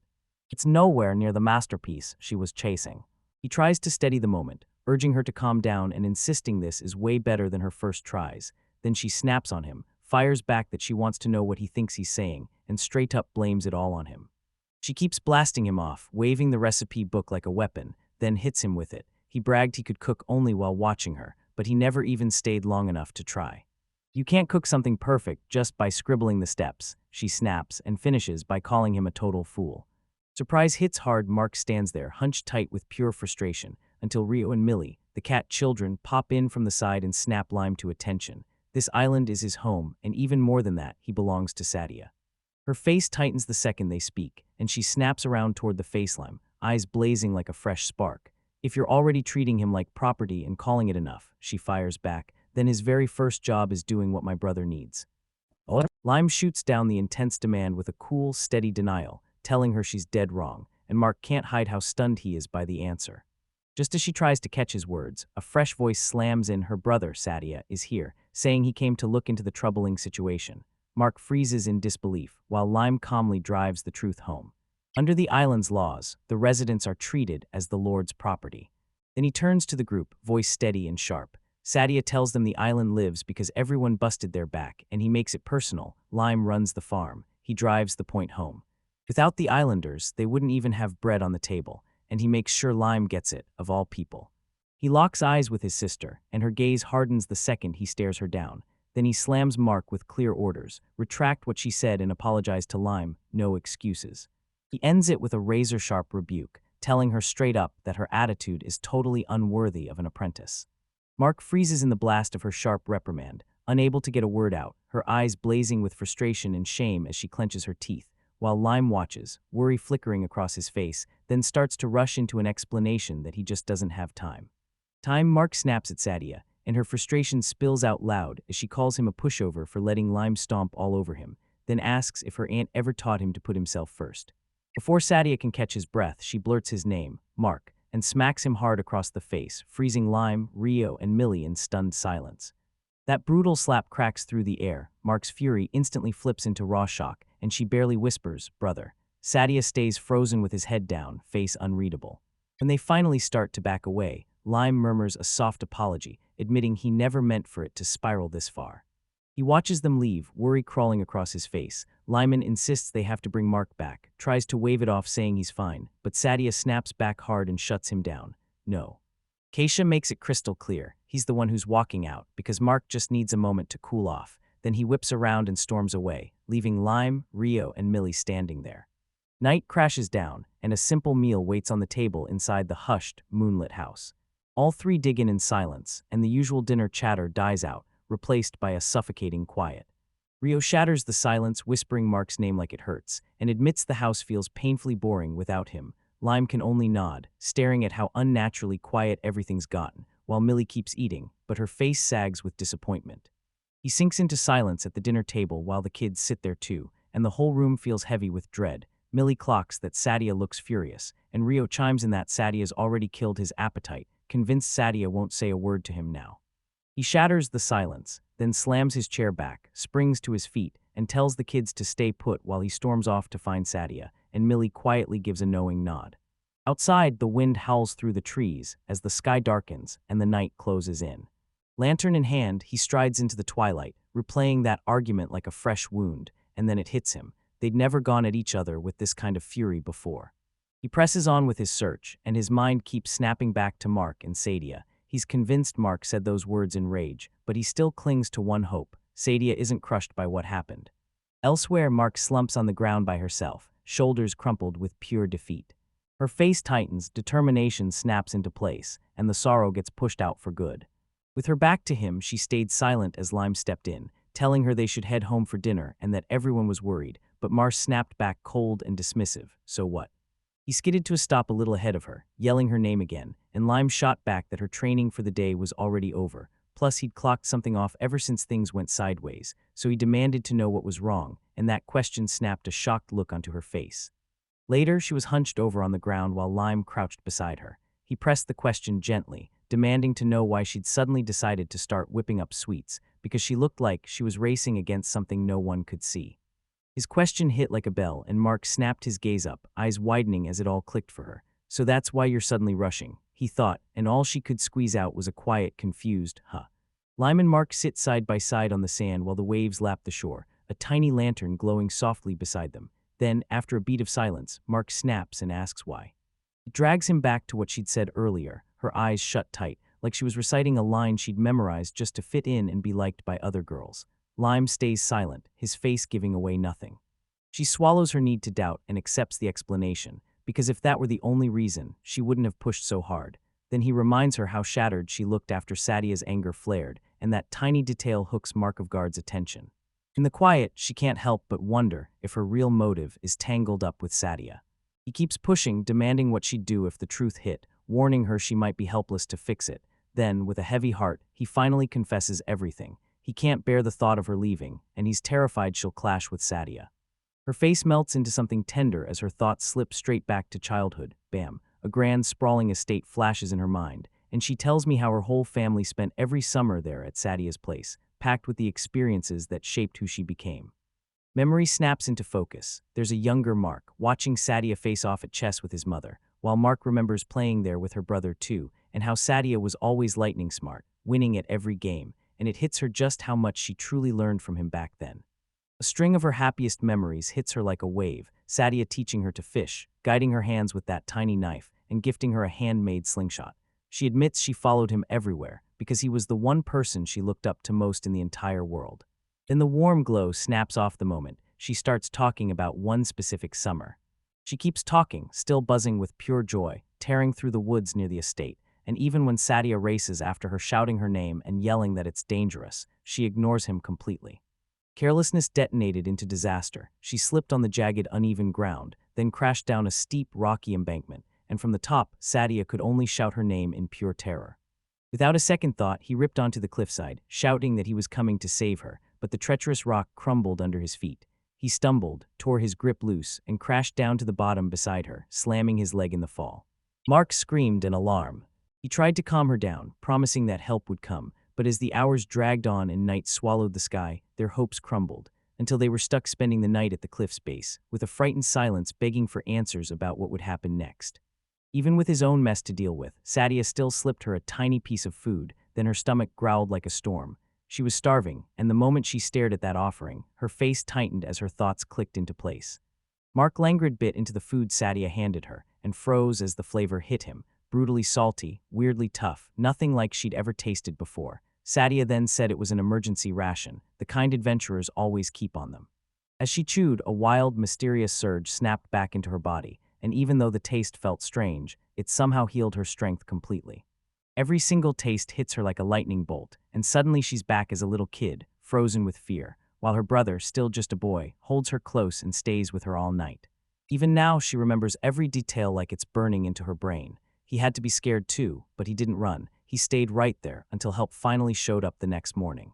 Sadia's memories get ripped apart the moment Mark's mother hits her with a cold, stern voice. She claims Mark was distracted, so Sadia dragged herself into danger, and the blame is all on her.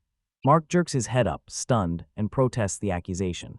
The woman keeps up the punishment, not for the Mark. She aims it at Sadia instead, locking him in the meditation room for the whole day as sheer horror eats him alive. Mark screams that her brother isn't to blame and insists that she's the one who should suffer, but her desperate cries fall on deaf ears as the heavy doors slam shut.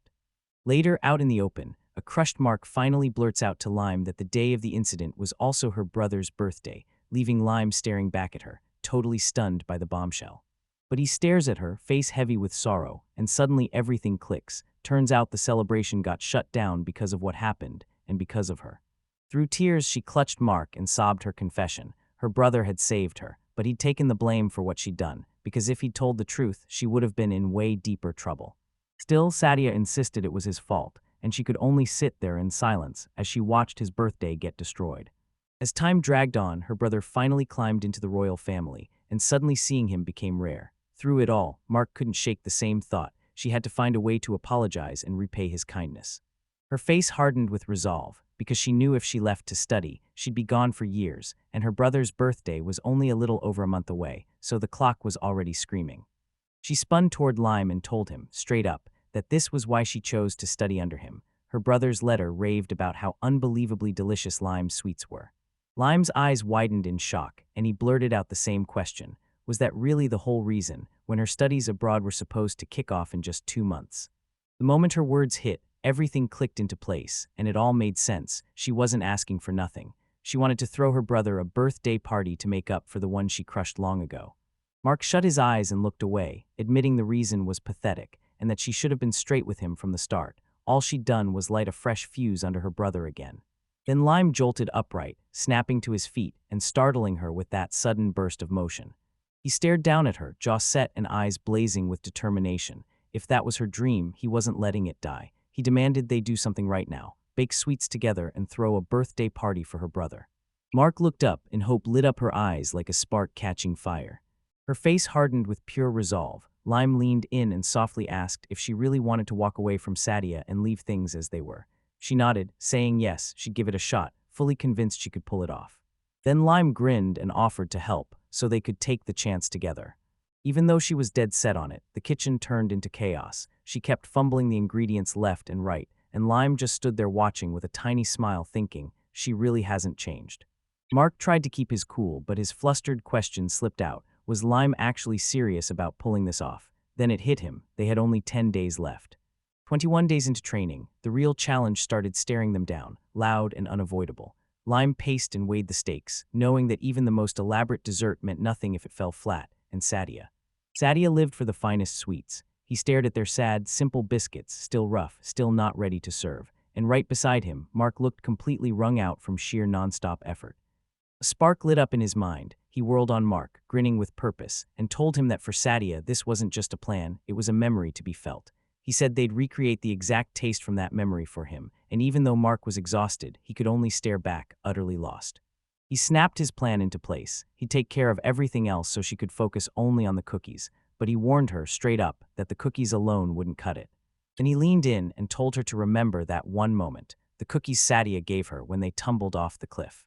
He pushed harder for details, grilling them on whether it was square, and Mark swore it was still looking puzzled. Then it all snapped into place for Lime. Square, hard, and even salty, and the answer hit like a hammer. This wasn't a normal sweet at all. It had to be an emergency ration. Inside the kitchen, Lime freezes with a jolt, hand thrust out as the truth clicks. This isn't about cookies at all. Next to him, Mark Langford lays out the 9 days of brutal training ahead, and he's sure they'll survive it. On day 30, Lime stands in his doorway like he's been waiting all along, and right then Sadia Langford steps in, only to stare and mutter that it's wildly unusual for Lime to invite him over for tea. He steps inside and boom, a jubilant shout hits his ears. Rio and Millie burst in with giant bouquets of flowers yelling "Boss," as they shout "Happy Birthday." He's caught totally off guard, then the whole room explodes with decorations, a huge banner on the wall shouting "Happy Birthday," and Sadia just freezes, stunned beyond words.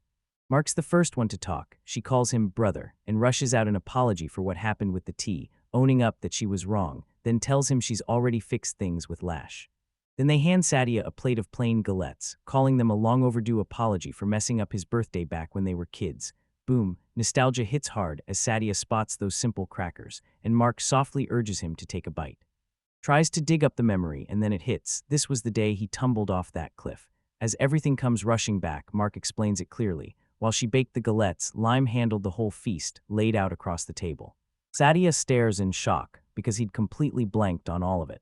He takes a bite, pauses like he just found the answer, and right there, Millie and Rio's 2 cat kids stare him down, remembering they've shared these same treats before.